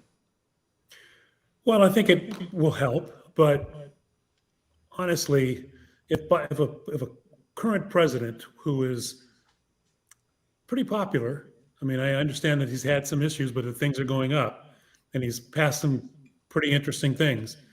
A sitting president is going to win the primaries no matter what. So I don't think that, I mean, if they're not changing it to change the outcome. Okay. I really believe that, first of all, very few people are going to run against Joe Biden in the Democratic Party if he decides to run. He's a sitting president who did a great job during the off midterms, and nobody can really criticize him for that. He's dealing with a difficult economy that is still kind of getting through the pandemic, and the pandemic's not over. We're going to have some more problems here. So all in all, he's gotten some pretty high marks. I don't think that they're changing it for this election. I think they are changing it, in my opinion, for the right reasons. New Hampshire does not represent a Democratic coalition. It does not represent, Iowa doesn't either. There's very few, Iowa's all Republican. So why not start in places that are more representative of the party? And I think that's what they're doing. I really do believe in this case. It's not self-serving, although it certainly will help Joe Biden, but it's not because of that. He's going to win anyway. Yeah, I think you make a compelling argument. So let me just jump then to quickly your thoughts on Sinema. Never a particularly cooperative Democrat, didn't seem to be, one that wandered from pretty much every coalition. Michael Shure was saying that, she didn't really show up to many meetings to caucus for the Democrats before. And so now, he didn't see it as as big a deal. How does it land with you? Well, I don't think it's a big deal for the Democratic Party. I think it's a big deal for her. This is a move designed just to give her a chance of being reelected. She has about a 20% approval rating among Democrats in Arizona. She is not going to win the Democratic primary if they put up a good candidate, and they have a good candidate ready to go. So this is her way of trying to get the Democratic Party from primarying her. This is totally self-serving, It is totally a desperate effort to get reelected. And, it might work, because if she runs as an independent, which appears what she's doing, and the Democrats put up a candidate, they're going to split the Democratic vote and a Republican's going to win. So the Democratic Party is going to be reluctant to put up a candidate against her. She is not very helpful to the Democratic Party, but she's better than a Republican. And so my guess is this is a tactical move on her part, and I think it's probably going to be successful. The former president, Donald Trump, the Mar-a-Lago suit that he had, trying to prevent investigators from looking at the documents, he was ruled upon in an appeals court, and he lost that in appeal. And he was talking about essentially that the FBI seizure of documents was illegal, and he declined. I mean, Trump and his people declined to appeal that decision. That sends you a message? Well, I think the whole Trump organization and Trump himself, the campaign organization, are sending a message right now. Where is Donald Trump? This is the quietest he has been since, in about 6 months. He announces a campaign, which is kind of for re-election, for election in 2024. It's panned by almost everybody as far as his speech is concerned. It was low key for him. It wasn't very exciting. It was his attempt to prevent him being, in my opinion, indicted right away. That's what the only successful situation that happened because of Donald Trump declaring an early candidacy is that he made Merrick Garland appoint a special prosecutor, which in the end is going to bite him in the butt anyway.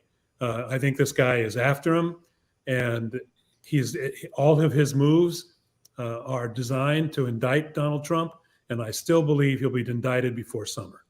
I think they are really on him. I think he's being quiet and trying, he's searching for some kind of reprieve in some way, and the options are narrowing.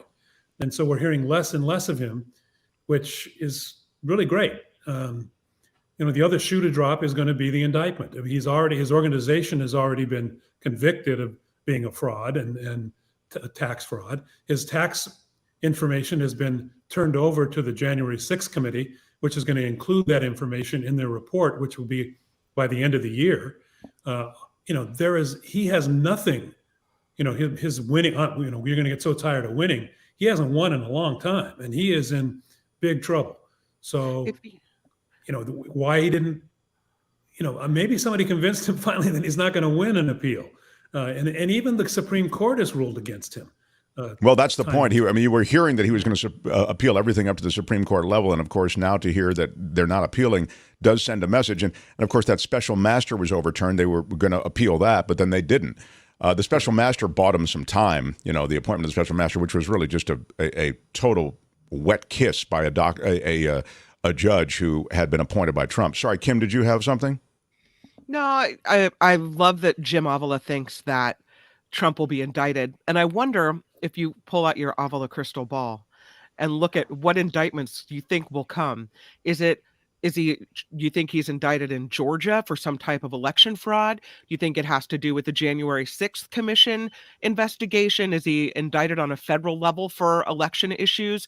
Or is it something else? Does he get indicted for some type of tax issue in New York? What do you think it's going to be first? Almost all of the above. I think the best chance, I think the best chance, Kim, is that he'll be indicted in Georgia by state I just officials. want to find 11,780. Yeah, all right. That's it. Yeah. We're all looking for just 11,780. Yeah. The clearest evidence on tape that he tried to meddle in an election. Two, I think January 6th will probably result in an indictment for obstruction of justice at least, and perhaps even for fomenting a revolution in this country. And I think in New York now there's a possibility, since in the closing arguments of the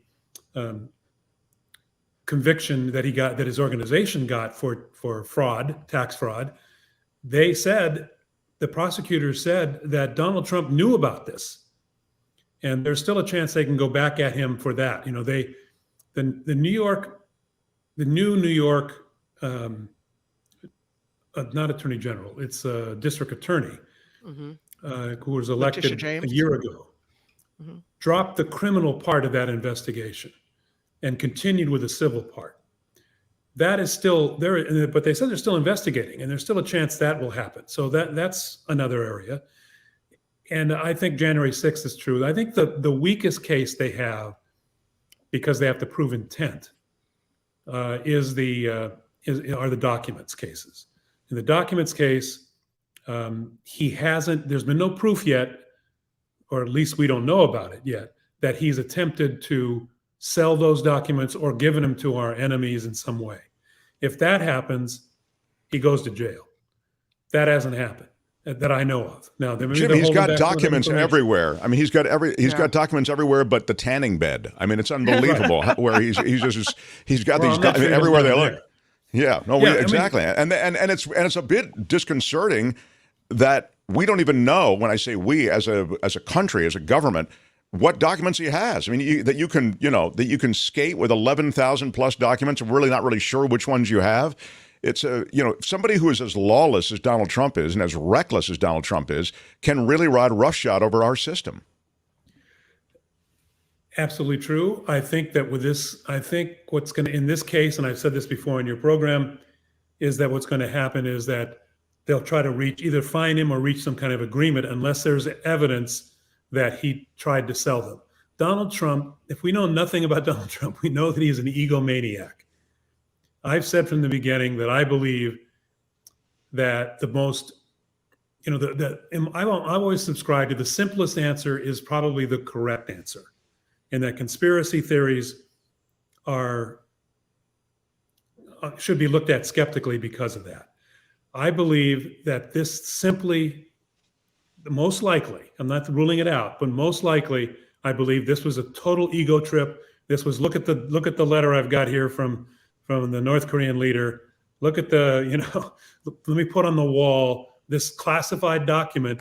Let me show you what I got here in my desk drawer. It's all about Trump trying to tell people that he's still important, that he's still, he's 45, never calls himself former president. He calls himself the 45th president. That's what I believe it is. And I don't think the Justice Department, of all the things they have, are going to take him and try him on that case. That's they don't like to lose, the DOJ. And that's a case where it's a chance they will lose. Finally, just because we're on talking about Trump, we didn't talk about him at all with Shure last hour. The bizarre connections that he has at Mar-a-Lago with various people and stuff. So he had the Kanye Fuentes dinner, you know what I mean, where you're meeting with these people who are just outright anti-Semites and white supremacists, and they're racists, etc. And now a prominent adherent of the QAnon and Pizzagate conspiracy theories posed for photos with Trump at Mar-a-Lago. This after speaking at an event hosted at the club. The event came 2 weeks after that dinner at Mar-a-Lago that I mentioned, and with Nick Fuentes and Ye. So, but again, there's no distancing from these people. You see, I see this. The erosion of Trump and you know what I mean, and more you see people not stepping up and commenting on him and defending him, aside from perhaps Lindsey Graham, in any kind of aggressive fashion. Yeah, I think that he's lonely, that he thrives on people coming to his place and praising him, and the number of people who are willing to do that, even in the GOP, is dwindling. And I think that's what's happening. He has to go farther and farther right in order to find somebody who will come and praise him and continue to say that he should be president now and the election was a fraud. those people are narrowing, and he has to go all the way to the QAnon crazies and the hate people to find those people who come to Mar-a-Lago. Kevin McCarthy's not going to show up there anymore, not right now. And the rest of the Republicans, I'm not even sure. Well, maybe crazy Marjorie Taylor Greene will show up, but it's going to be less and less, and fewer people who have any kind of real status in the Republican Party are going to show up and praise him. So, he's dining with the crazies and pretending he doesn't know who they are, but he does know who they are. He absolutely does. You can find Jim Avila here on Fridays with his political takes so clean and eerily accurate. I mentioned again his perfect predictions on the midterms, and his notions about Trump seem to be landing. It was a perfect call. It was. Good one, John. It's John's parting last shot from John. Yeah, John's last day. He's hitting them hard. Yeah. Thanks. Maybe I'll talk to Kim next week, huh? Yeah. So Kim, Jim will be with you. Yeah. I love that. Can we talk about Mark? We absolutely will. I'm always you have willing to do some that. good stories you can give. Chat on occasion. Yeah. There you go. Kim, how are you? Chat All on right. occasion about Mark that only I know. I mean, Oh, I'm going to do well. some hard-hitting reporting. I want all the dirt, all of it. Man, well, Sayonara, sucker. that'll be sayonara for me. There's Maybe you enough can dirt ask to him go about around. the disco light in the background. Oh yeah, Yeah, that's Jim's. A lot of people are commenting on the under your TV. There's a kind of you can see those lights that flash different colors. Yeah, people are commenting on those. I'm kind of embarrassed to say what that is. Oh, now you have to tell us. It's a mood ring. It's a mood ring. It's kind of a mood ring. If I touch it, it flashes a different color in my girlfriend's place. Oh, that's cool. That way I don't have to make a text or a email. It just lets her know that she's passing through my brain. Oh, that's sweet, actually. I know, it's kind of sweet. But Oh it's my embarrassing. God, it's Sorry, I had that up there. That's very lovely, actually. It's fantastic. Yeah, it really is. Take the sweet out of it. Can we call it the booty call light? Like, Oh, There you how go. dare Well, she looks you, too far Kim. away for a booty call, but yeah. That is really all right. Good luck with Kim next week. Jim Avila, everybody. Thanks, Jim. Yeah. Oh my God, Kim, please. Have some dignity. My God. Which one do you use, Mark Thompson? Use Mark Thompson. I go lower. The Mark Thompson Show. It kind of looked like he was ignoring her calls, though. Sure, you save that until he's off. Yeah, Right. of course. Yeah. Thanks, Thanks. honey. I'm on the Mark Thompson show right now. No can Yeah, do. sorry. Cannot Save be your bothered, booty call baby. till later. Yeah, I'll tell you. And we thank you for being here. This is the Mark Thompson Show. I'm Mark, and we appreciate all the ways you support us, and the way you can support us now. If you're watching in replay or you're watching live, is just to hit the like button. Smash it Costs with your iron nothing. rod. Costs nothing, but smash that like button like a boss. I have one quick story before I get to Michael Snyder, who's jumping in. He's the culture blaster. I just thought this is interesting. Men participate less often in 401k plans than women do. Really? Unless they're automatically enrolled. So if they're automatically enrolled, it's different. But if you had to go to the trouble of enrolling, women do it. The voluntary enrollment, where men were kind of lagging behind. In the $50,000 to $74,000 or $75,000 income range, 81% of women participate in 401k plans versus 67% of men. Well, we live longer, right? I mean, we got to think of Yeah. the future. We know you guys aren't going to be around. We got to say, sayonara, sucker. Some men need a bigger push than women when it comes to participating in their workplace retirement savings plan, according to new research.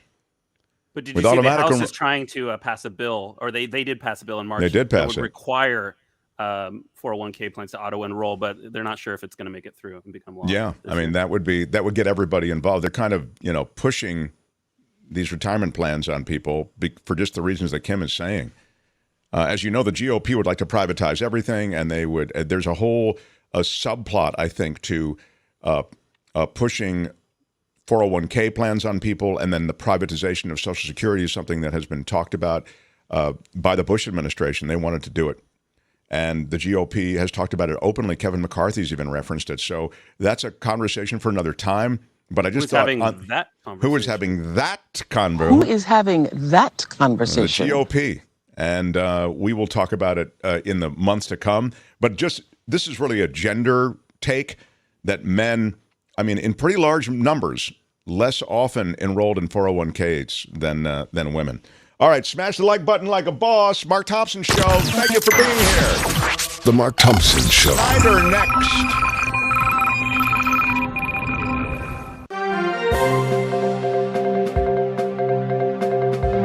On the Mark Thompson Show, I'm Kim McAllister, and this report is sponsored by tax attorney Steve Moskowitz at 888 Tax Deal. The clemency order that allowed the process of getting Brittany Griner back to the United States is now being released. The document on the Justice Department's website revealing President Biden signed the order for Russian arms dealer Victor Bout December 2nd, but his commutation wasn't finalized until Griner was seen by U.S. officials in Abu Dhabi. The White House expects to work successfully with Arizona Senator Kyrsten Sinema, despite her leaving the Democratic Party to become an independent. White House Press Secretary Karine Jean-Pierre emphasizing Sinema's decision doesn't change the new Democratic majority control of the Senate. She praised the senator for being a partner on passing legislation put forward by the Biden administration. And the White House is offering guidance on COVID vaccines this holiday season. First Lady Jill Biden says the most important thing Americans can do, get their updated COVID shot. In a town hall, Chief Medical Advisor Anthony Fauci urged the public not to wait to get their vaccines up to date. Senators from the western part of the United States are urging the Department of Agriculture to do more to address the ongoing drought. Senators from both parties sent a letter to the USDA this week urging the agency to help western farmers and ranchers. The letter asking for assistance to help those affected by stressing water conservation and efficiency. Now, tell me what this sounds like to you guys. The Los Angeles mayoral inauguration for Karen Bass is this Sunday, and crews are clearing out homeless camps because of it. According to a report from the LA Times, sanitation crews, outreach workers, and other government employees were seen working to clear an encampment from 1st and Spring Streets. Individuals were moved to the LA Grand Hotel, which is a temporary homeless facility scheduled to be shut down next month. Because of weather conditions, the event will be held at the Microsoft Theater instead of on the steps of City Hall. Bass set to be sworn in by Vice President Kamala Harris. Bad luck to have the homeless people around while you're being sworn in as mayor, you know. Or you could hang a light right on it, do it from the center of one of those homeless encampments. Say, this is why as mayor, I'm going to be taking care of all this. This is a front and center issue for me. And to say, homeless people, you're my people too, right? And we're going to help you. I don't know. It smacked to me of the clearing of the park in Washington, D.C. for a photo op. I don't know. Absolutely. No, it definitely, you get it, but it's sad, that you have to do it. Yeah. So clear all those people away. We're doing an inauguration over here. A dead man has been elected by a city attorney in the San Diego area. This is that's great. You people who you don't think you could make it to political office. Yes, you can. Yes, you can. Yes, you can. Yes, you can. So this is kind of a sad situation in a way. After election results were certified Thursday, the late Simon Silva, who had served as a deputy city attorney for Chula Vista, came out on top in the city attorney's race. He beat out challenger Dan Smith by just over 750 votes. Silva was a Marine Corps veteran and a reserve sheriff's deputy. He died in September after a battle with cancer.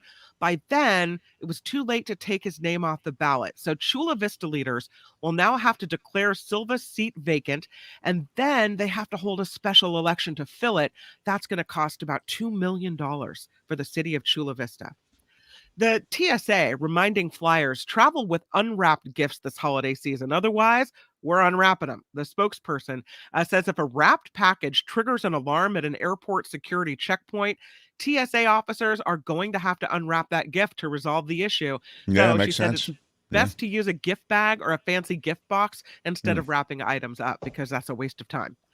There is a new exhibit at the Smithsonian National Museum of American History that opens today. Officials say it's the first dedicated to the history of film, television, theater, and music, and it features nearly 225 pop culture artifacts, including Prince's Yellow Cloud guitar, Muhammad Ali's boxing robe, one of Mr. Rogers' sweaters even, and the Where is famous this? ruby slippers, Wow. and Kermit the Frog and Elmo. This is the Smithsonian's National Museum of American History, and it is the first exhibit dedicated to the history of film, TV, theater, and music. I'm going back to Washington. My mom and dad live in Washington, D.C., of course, where I grew up, and I may go check it out. I'll shoot a little video and bring it back. Can you do the phone? Can you do the show? A hit in front of Mr. Rogers' sweater? Could you? Walk around. Mark, could show you it do to the us? show from Mr. Rogers' sweater, please? Ooh, it's a wild idea. I but don't just think. might No, work. don't think they'll let me do that. Well, but- we've kind of made a little bit of fun of you because you have the black jacket that you wear. That's like your Mr. Rogers sweater, you know? Oh yeah, it is It my gets a little favorite chilly jacket. in the studio. You Yeah. keep it in there and you put it on before the show, and It is true. And so it is kind of like your Mr. Rogers Oh, gear I didn't that realize you that. have. So there is a connection there. This report is sponsored by tax attorney Steve Moskowitz for more than 30 years. Steve has put his tax knowledge to work for individuals, for businesses. It doesn't matter. He's going to help you. If you need him, you can reach him at 888-TAX-DEAL or online at moskowitzllp.com. I'm Kim McAllister from the Mark Thompson Show News Network. The Mark Thompson Show. It was great. I loved it. How would you handle this? We could try ignoring it, sir. Morning. You cannot say you love your country. Where are my weed smokers at? Stay at home and get baked. What up, everybody? It is our Big Friday show, and it's John Daly's last show with us. We're very bummed. Yesterday was pretty emotional. Today we're trying to power through without too much emotion, but with a lot of pride about what John's done with the show and help moving it from radio to television has not been easy, and I'm Never so easy grateful. in this business. It's never easy in this business, and John is an extraordinary producer, and he's an extraordinary guy. I mean, I've told you, it's never easy being in thank this you. business. And we said a lot yesterday. You should go back and listen. Maybe we had some, legit emotional moments. But I just think it bears repeating that that John's an extraordinary contributor to this show, that he does so much more than what you even hear and see on the show. And what you hear and see on the show would be enough. Like, he's really so funny and so smart, but he's really helped pull together all of these particulars that have been so challenging on the outside. So Thank you so much. Yeah, it's really true, Johnny. You know are how much beloved.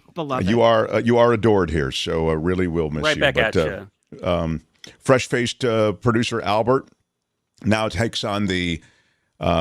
He's now known as the commissioner. So he's going to be known that way moving forward. He is the commissioner of sports on the show, but he will be producing at least on an interim basis while we kind of refigure how to fill John's. Now, before he comes back, are you substantial going to make shoes. him thank you for the shoes that you bought him? I did buy Albert 2 pairs of shoes, and he barely thanked me. Now, why not start him on an awkward kind of footing? That might be a condition. Yeah. I never got anything. I would write a thank you note. Yes, maybe that's So you know. in the. If you're looking for a thank you note, Mark, I will produce one. I'm your girl. That's right. I have Michael Snyder waiting, so let me just quickly recognize Richard Benson. Wow. Again, YouTube for us is down, so no super stickers, no super chats. To support this show, you need to go to themarkthompsonshow.com, and there you can leave a PayPal contribution. themarkthompsonshow.com. It'll take you to a PayPal. We've got, it'll say Polaris Media or whatever it says. That's our production company that does it, that holds the money in effect. And themarkthompsonshow.com, and it'll go to PayPal. And the guy who did it was Richard Benson. Richard, thank you so much. Big shout out, big acknowledgement. Love it. Thank you so much. Thank you so much. I'll give you the British thank you so much. And honestly, $100 is well over the limit. I'm not going to. I'm not gonna cry. I'm not gonna cry. But I would, because that is really. I'm not gonna cry. I'm not gonna cry. That's a lot, my friend. Thank you so very much. Really do appreciate it. And it really is needed to keep things moving. So. Do you need a little tissue? Not yet. Okay. But Well, it maybe is- if you see what Morgan contributed. Wait a minute. I thought we were done with just Richard. Morgan Godair. I don't know how she says it, but Morgan, wow. I'm not gonna cry. I'm not gonna cry. That is extraordinary. I'm so happy, Morgan, that you I'm not gonna cry. believe in the show enough to support us that much. Means a lot. Thank you so much. Yeah, I can give you a British thank you so much. Thank you so much. There's something just a little higher class about a British thank you so much. Thank you so much. And then a so much. She says so much. Thank you so much. Yes, I love that. So thank you. William Lundgren. Thank you, William. Thank you very much. Right on, Bill Lundgren. Don't have to call you Bill or Will. I'm guessing you're going with William. That's what you said here. William Lundgren, $20. Gilbert Peck, thank you. Shout out. Thank you. Thank you, Gilbert. So appreciate your support of the show for $20. Thank you very much. Janice Carpenter for 10. Thank you so much. Thank you, Janice. Really do appreciate it. All these amounts, all of them, help to add to the bottom line, and that helps support the show. And with the YouTube out of commission, really, it's the only way. TheMarkThompsonShow.com, and you make a contribution through PayPal. So, again, thank you so much to all of you. Really do appreciate it. Now, without any further delay, let me get to a guy who comes in on Fridays, and somebody thanking you for your fine work, John. Yeah. This guy comes and goes a rainbow. He writes for the Marina Times. He's the culture blaster, Michael Snyder, everybody. Hi, Michael Snyder. Hey, good morning, everyone. How's everybody holding up with all the holiday frenzy? I'm curious, Yeah.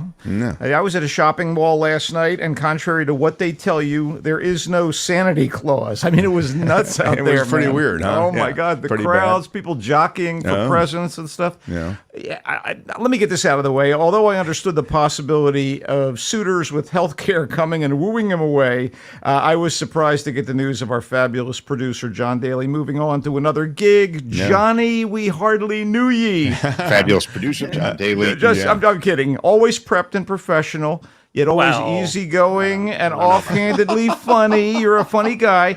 John's been a pleasure to work with on my Friday drive-bys. John, I wish you the very best at the new job and on into the future. Yeah, well, Thank you, Mike. that's just like your opinion, man. Well, that said, I'm ready for the reign of Albert II, the OG and the OP, original producer, back for another run at the championship. I'll catch you next week, Commish. Speaking of sports, with Jimmy G sidelined, the Niners went to Purdy from Pretty. Yeah. Am I right? Yeah. Am I right? How about that? They did okay. I'm a little filled with trepidation about facing the GOAT on Sunday, but I'll be watching Niners. Trepidation, the ding word, of course. Niners over the vile Tampa Bay Buccaneers. Should we get to movies, Mark Thompson? Yeah, let's do it. Okie dokie.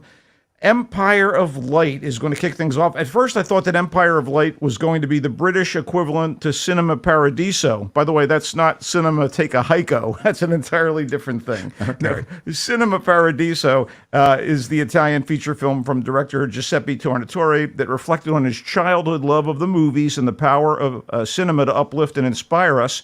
And filmmaker Sam Mendes centers most of the action in Empire of Light at a slightly shabby movie palace in an English seaside town during the 1980s, though it certainly tries to play upon the magic of the movies and the escapism and joy one can find on the big screen in a darkened theater. Empire of Light is more about the melodrama surrounding its main character, a troubled middle-aged plain Jane named Hillary, whose job is as a theater manager. And it's also about her relationship with the facility's big boss and other staffers. That's the entirety of her life, which is summarily shaken up when she finds herself drawn to Stephen, a young, ambitious black co-worker.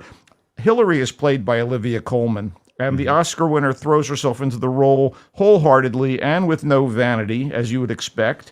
There are moments of wit and charm and earnest and accomplished performances by a group of reliable vets, including Colin Firth as the theater's head honcho, and Toby Jones as its longtime projectionist, and a few up-and-comers, particularly Michael Ward as Stephen, who is the young co-worker. that she becomes smitten with. And maybe I expected too much from Mendes. This is the guy who brought us such resonant movies as American Beauty, Road to Perdition, 1917, and he did a couple of Bond films, one of the better of the Daniel Craig 007 adventures, Skyfall. I'm guessing that Mendes, who directed his own script here, plumbed matinee memories from his youth in the UK, and he wanted to add some social context, specifically the groundswell of racism from right-wing factions in Great Britain during the 80s. And damn, the finished product has this glorious, burnished glow to it, courtesy of the great cinematographer, award-winning cinematographer Roger Deakins, and it does serve as another showcase for Coleman's skills. She delivers the goods throughout, but a mix of movie palace nostalgia, star-crossed May-December romance, psychological angst, and racial strife didn't ultimately add up to a satisfying or heartwarming experience. Empire of Light is in theaters starting this weekend. Wow.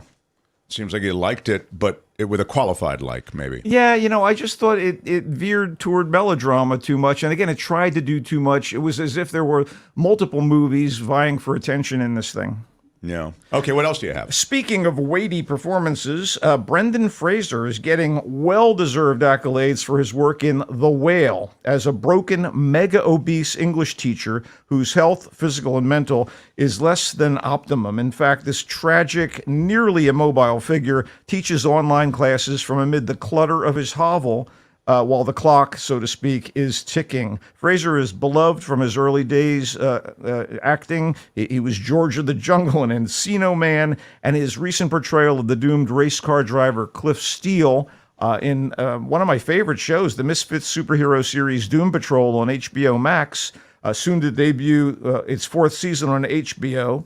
I mean, that stuff is all first rate, but in ways it seemed like his star had waned. He'd been off the scene for a while. Doom Patrol and now The Whale are bringing him back into prominence. This catapults him into another echelon as a thespian, his work in The Whale. And to be honest, watching Echelon and thespian both, Ding. Watching The Whale is an unrelentingly wrenching experience as Fraser's character wallows in filth and misery, even as he's trying to sort of desperately reconnect with his estranged and bitterly angry teenage daughter. Estranged. Played by Sadie Sink of Stranger Things. And he's also ignoring the advice of his frustrated and warm-hearted caregiver, played by Hong Chow, who was so good in the recent dark comedy, The Menu. Adding to the quality of the cast, you get the superb British actress Samantha Morton as the teacher's ex-wife. So The Whale is directed by Darren Aronofsky, the guy who did Black Swan, and it's directed in kind of a sticky, claustrophobic style that reminded me of Aronofsky's breakthrough movie, Requiem for a Dream, and he shows a little affection for his damaged protagonist, and that's kind of recalling his character study, The Wrestler. So there is an occasionally ponderous and kind of leaden feel to Samuel Hunter's script based on his play, and it burdens The Whale in places, but it still has massive impact thanks to the focus on its lead. The prosthetics on Fraser are disconcertingly realistic, it's as if the already stocky actor had pulled a Brando, maybe, and gained a shocking amount of weight for the part, but he didn't. And ultimately, the true wonder here is Fraser's ability to kind of embody the humanity and the decency within this sad, sweaty, corpulent figure. He'll move you and may very well leave you drained and bereft by the end of The Whale. It's in theaters. Wow. Ponderous, I would ding. Leaden, I would ding. Opulent, no. Yeah. And it was corpulent, Mark. Corpulent, sorry. Ding the right dingable word, please. Corpulent, was that with that I beg ding. of you. And then the last bereft, I will ding. So it sounds like you liked it, though it's kind of a bummer, is what it sounds It's a major like. bummer, and I liked it more than Empire of Light. I think it's a better film, but it does have its moments of its overheated moments, especially apt since you consider the character. Let's move on, though. Emancipation is the first movie starring Will Smith to be released since a certain little brouhaha at the Oscars.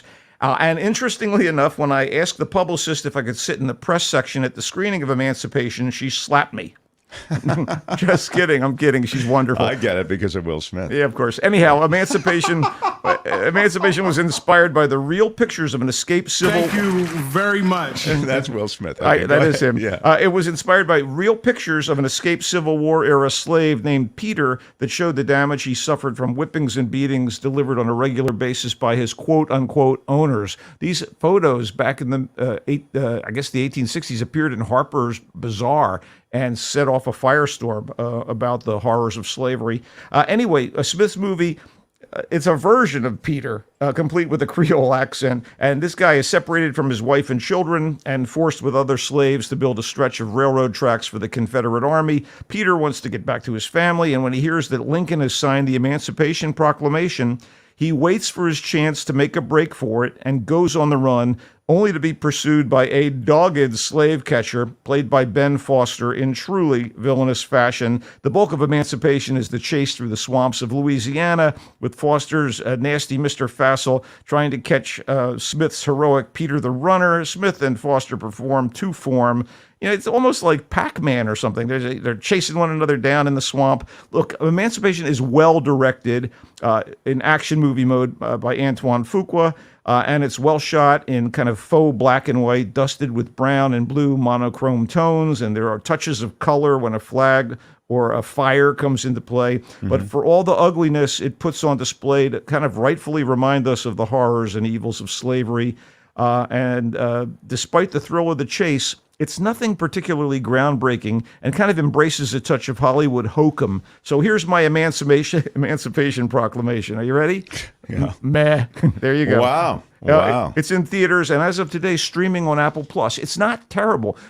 All these films are flawed, but you know. Yeah, Julie in the chat says dogged should be a jing. I don't think it's a ding word. I'll ding it though at Julie's request. But go ahead. Okay, Hunt, starring and directed by Squid Game's Emmy-winning lead actor Lee Jung-jae, is a smart, complex historical thriller about spies and betrayal set primarily in South Korea circa 1983, when the country was ruled by a fairly repressive regime and was, as usual, experiencing the typically volatile conflict with the even more repressive communist regime in North Korea. And in any case, the respective leaders of South Korea's domestic and foreign intelligence service, played by Young Woo-sung and Lee Jung-jae, are given the task to find and thwart a North Korean mole who is amongst them. And it soon leads to the two branches of the espionage unit investigating one another.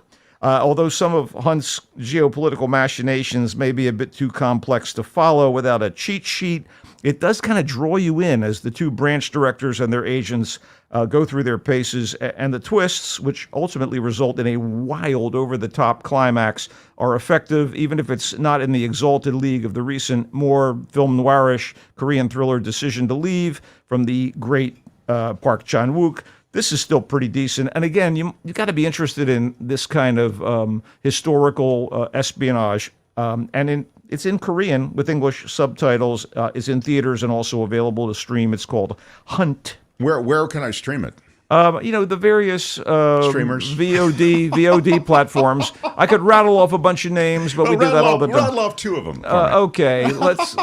How about Voodoo? I could tell you where it was streamed, but it really would bug. Voodoo. Okay, Voodoo. V-U-D-U. Maybe. One of the most unique and memorable movies I've recently seen, my favorite of all these films, unabashedly my favorite, has to be EO. That's EO and not Captain EO. I'll go starring, unabashedly for a ding, please. It's not the Michael Jackson Captain EO. It's another EO. This is an often humorous, sometimes scathing, and ultimately heartbreaking look at the human condition through the eyes of a donkey. Named EO. EO won the jury prize at this year's Cannes Film Festival and is Poland's Oscar submission, and I kind of get it. Forget about the pranks and the lunacy of the Jackass TV series and films. They're nothing compared to the odyssey of a real jackass named EO, who through circumstance and happenstance and sheer fate journeys through Eastern Europe and down into Italy, encountering all sorts of people, for better or worse along the way. And though the worst of them may make you despair for the world, the good ones could give you hope, even if some harsh and inevitable truths about our relationships to one another and to other species are revealed during EO's odyssey. EO the Movie is the work of Polish director and screenwriter Jerzy Skolmanowski, who might also be a donkey wrangler, since EO is such a compelling presence on camera. This is the most charismatic donkey I've ever seen. Yeah. By the way, the most recognizable actor in the movie that I suspect has more than a few real people in the cast is the French superstar Isabelle Huppert, playing a small but a kind of pungent role. It's in a few different languages, including English, but subtitled. EO is in theaters, and I'm sure available VOD at some point, if not already. All right, so here they are. EO, you just heard, won the jury prize at Cannes. It's about the donkey, and he really liked it. I did. Michael Snyder really got it and really liked it. And this is a pack of films that he didn't love the crew on. Hunt, he said, was decent. It's a North Korean mole they're looking for. It's in Korean with subtitles. It's streaming and also in theaters, done by the guy who was the star of Squid Games. Emancipation, the Will Smith film, as much as it's an important story to be told, Michael felt like it was sort of meh. He didn't feel like there was any new territory being explored there. Yeah, the action film component is good. Mm-hmm. But, again, we've been here before. This is not 12 Years a Slave. That was like head and shoulders better than this. The Whale, the Brendan Fraser film, where they use the prosthetics and make him super heavy, and it's really a powerful film done by Darren Aronofsky, who's certainly done some powerful films like The Wrestler before. You liked it. It's a downer, it sounds like. It's an amazing performance, and it's a downer, but there is a little redemption afoot, and, it's definitely worth it for Fraser's performance. And Sadie, it's a great cast. Sadie Sink, Hong Chow, and Samantha Morton lend support, and they don't give bad performances. That's The Whale, and it's in theaters. And then, speaking of great performances, you've got Olivia Colman and a great cast of performers associated with Empire of Light. That's the Mendez-directed and written project, but you feel somehow he tried to do too much, and that you felt that Empire of Light kind of missed. It didn't congeal, but it's definitely beautiful to look at, and again, good performances. Dude, I would just rather watch Wednesday on Netflix, the Addams Family spinoff about the little girl in the family as a teenager at kind of a Hogwarts Academy style school for misfits. Jenna Ortega embodies the Wednesday Addams character. It's very funny, and it's got a little mystery to it. And that's on Netflix? That's on Netflix, and I'm just enjoying the hell out of it. I love that. Congealed is a ding word. I really enjoy having you in. I'd love to talk all day, but we have, sadly, no more time, Michael Snyder. You can read Michael Snyder in the Marina Times. You can see him and hear him here on Fridays. Well, you can hear him here on Fridays. Eventually, you'll be able to see him. He comes and goes on a rainbow. Bye, Michael. Go Niners. Go Niners. All right, Niners. Yeah. It's going to be a true test against those Bucks. The Mark Thompson Show. Now put it together for the guy. We were talking about him earlier this hour. Steve Moskowitz, everybody. Hi, Steve. Hi, Mark. I was mentioning to everyone that, you can do so much for clients all around the country. And I also was saying that oftentimes people don't realize what they're not getting, in doing forms that are either preloaded by the robotics and AI of technology, or in doing things in sort of a very fundamental way, maybe with their existing preparer. They don't realize all of the things that the code has to offer. I'm talking about the tax code. This is work you've been doing for 30 plus years, and there really are little bits of treasure across that code. Mark, that is so incredibly accurate, and that's what tax planning is all about. Because most people say that they're paying way too much in taxes, and why is it the big companies don't pay and they are paying? And that's exactly why. There's so much hidden in the tax code, and you have to know where to find it. It's like a treasure hunt. And most smaller businesses, they're busy doing the work, and they say, well, I made some profit, so I'm going to be stuck with these taxes. And a lot of accountants tell that to people too. Whereas there's so much available. Again, that's why I became a tax attorney for this. So the bottom line is, what we do is we talk to people, old school, sit down with them, talk to them, go over the returns, human being to human being, and say, well, if we did this and that, and also we get to know somebody, likes, dislikes. And that's why if I was counseling twin siblings that were alike in all respects financially, what we advise might be very different because the two siblings have very different ideas as to how they want to live financially. So yeah, you just really hit the nail on the head. It's so interesting that when you put it that way, it lets people know, I hope, how you really do get a kind of care and attention to detail with Steve Moskowitz that you don't get elsewhere. Reach Steve at 888-TAX-DEAL, 888-TAX-DEAL. Next week, I want to get into some conversations about Steve. He's a fascinating guy, and the fascinating aspects of his life actually apply to the work he does now. As I say, we'll get into him next week. TAX-DEAL, 888-TAX-DEAL, 888-TAX-DEAL, and then online, MoskowitzLLP.com, MoskowitzLLP.com, MoskowitZ, MoskowitzLLP.com. Steve, thanks so much. Had a great week with you, and I'm looking forward to more next week. Thanks, pal. Me too. Thanks so much, Mark. All right. Steve Moskowitz, everybody. Yeah. The Mark Thompson Show. I do want to say goodbye to John, and I do want to, do a big finish. We might run a minute or two over, but also I don't want to leave the air without recognizing people who've gone the extra step to support our show. Sadly, it's what we do. It's the most uncomfortable part of all of this is having to ask you for support. But wow, you guys step up and look at this. John Lee. I mean, I don't want to, but I'm not going to cry. I'm not going to cry. But I feel like I'm on the verge of it. I mean, between Daly moving on and John Lee, on top of those other contributions we've received today. Wow, John Lee. Big shout out. Yeah, big shout out to John Lee. Thank you. Carl Gorith, thank you for $50. Thank you so much. Thank you so much, Carl.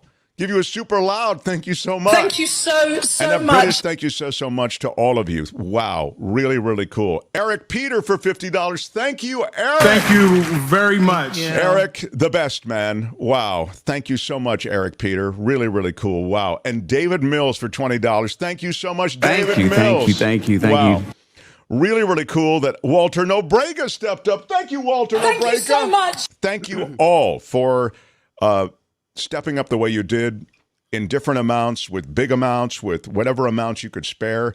I hate having to ask you for support, and I so appreciate you stepping up in ways that help sustain us. So thank you again very We've much. had requests that I show a picture of my cat, Archie, and Archie wants to thank everybody for the meat that you've provided to him. Oh, look at Archie.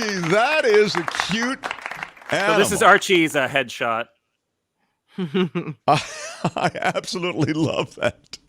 Smash the like button for Archie, everybody. Smashed it with your iron rod. Fabulous producer John Daly, going to miss you, says Yvonne. So has said everyone in the chat in one way or another. I just really, have to really say, special. John Daly is a very good friend, and I love him with all of my heart. I'm very lucky to have worked with him at Station X and here on the Mark Thompson Show as well. So I'm just gonna miss having you around every day, my friend. Oh, thanks, Kim. I feel the same way. The facts about how John is so important to this show are undeniable, and I've talked about it.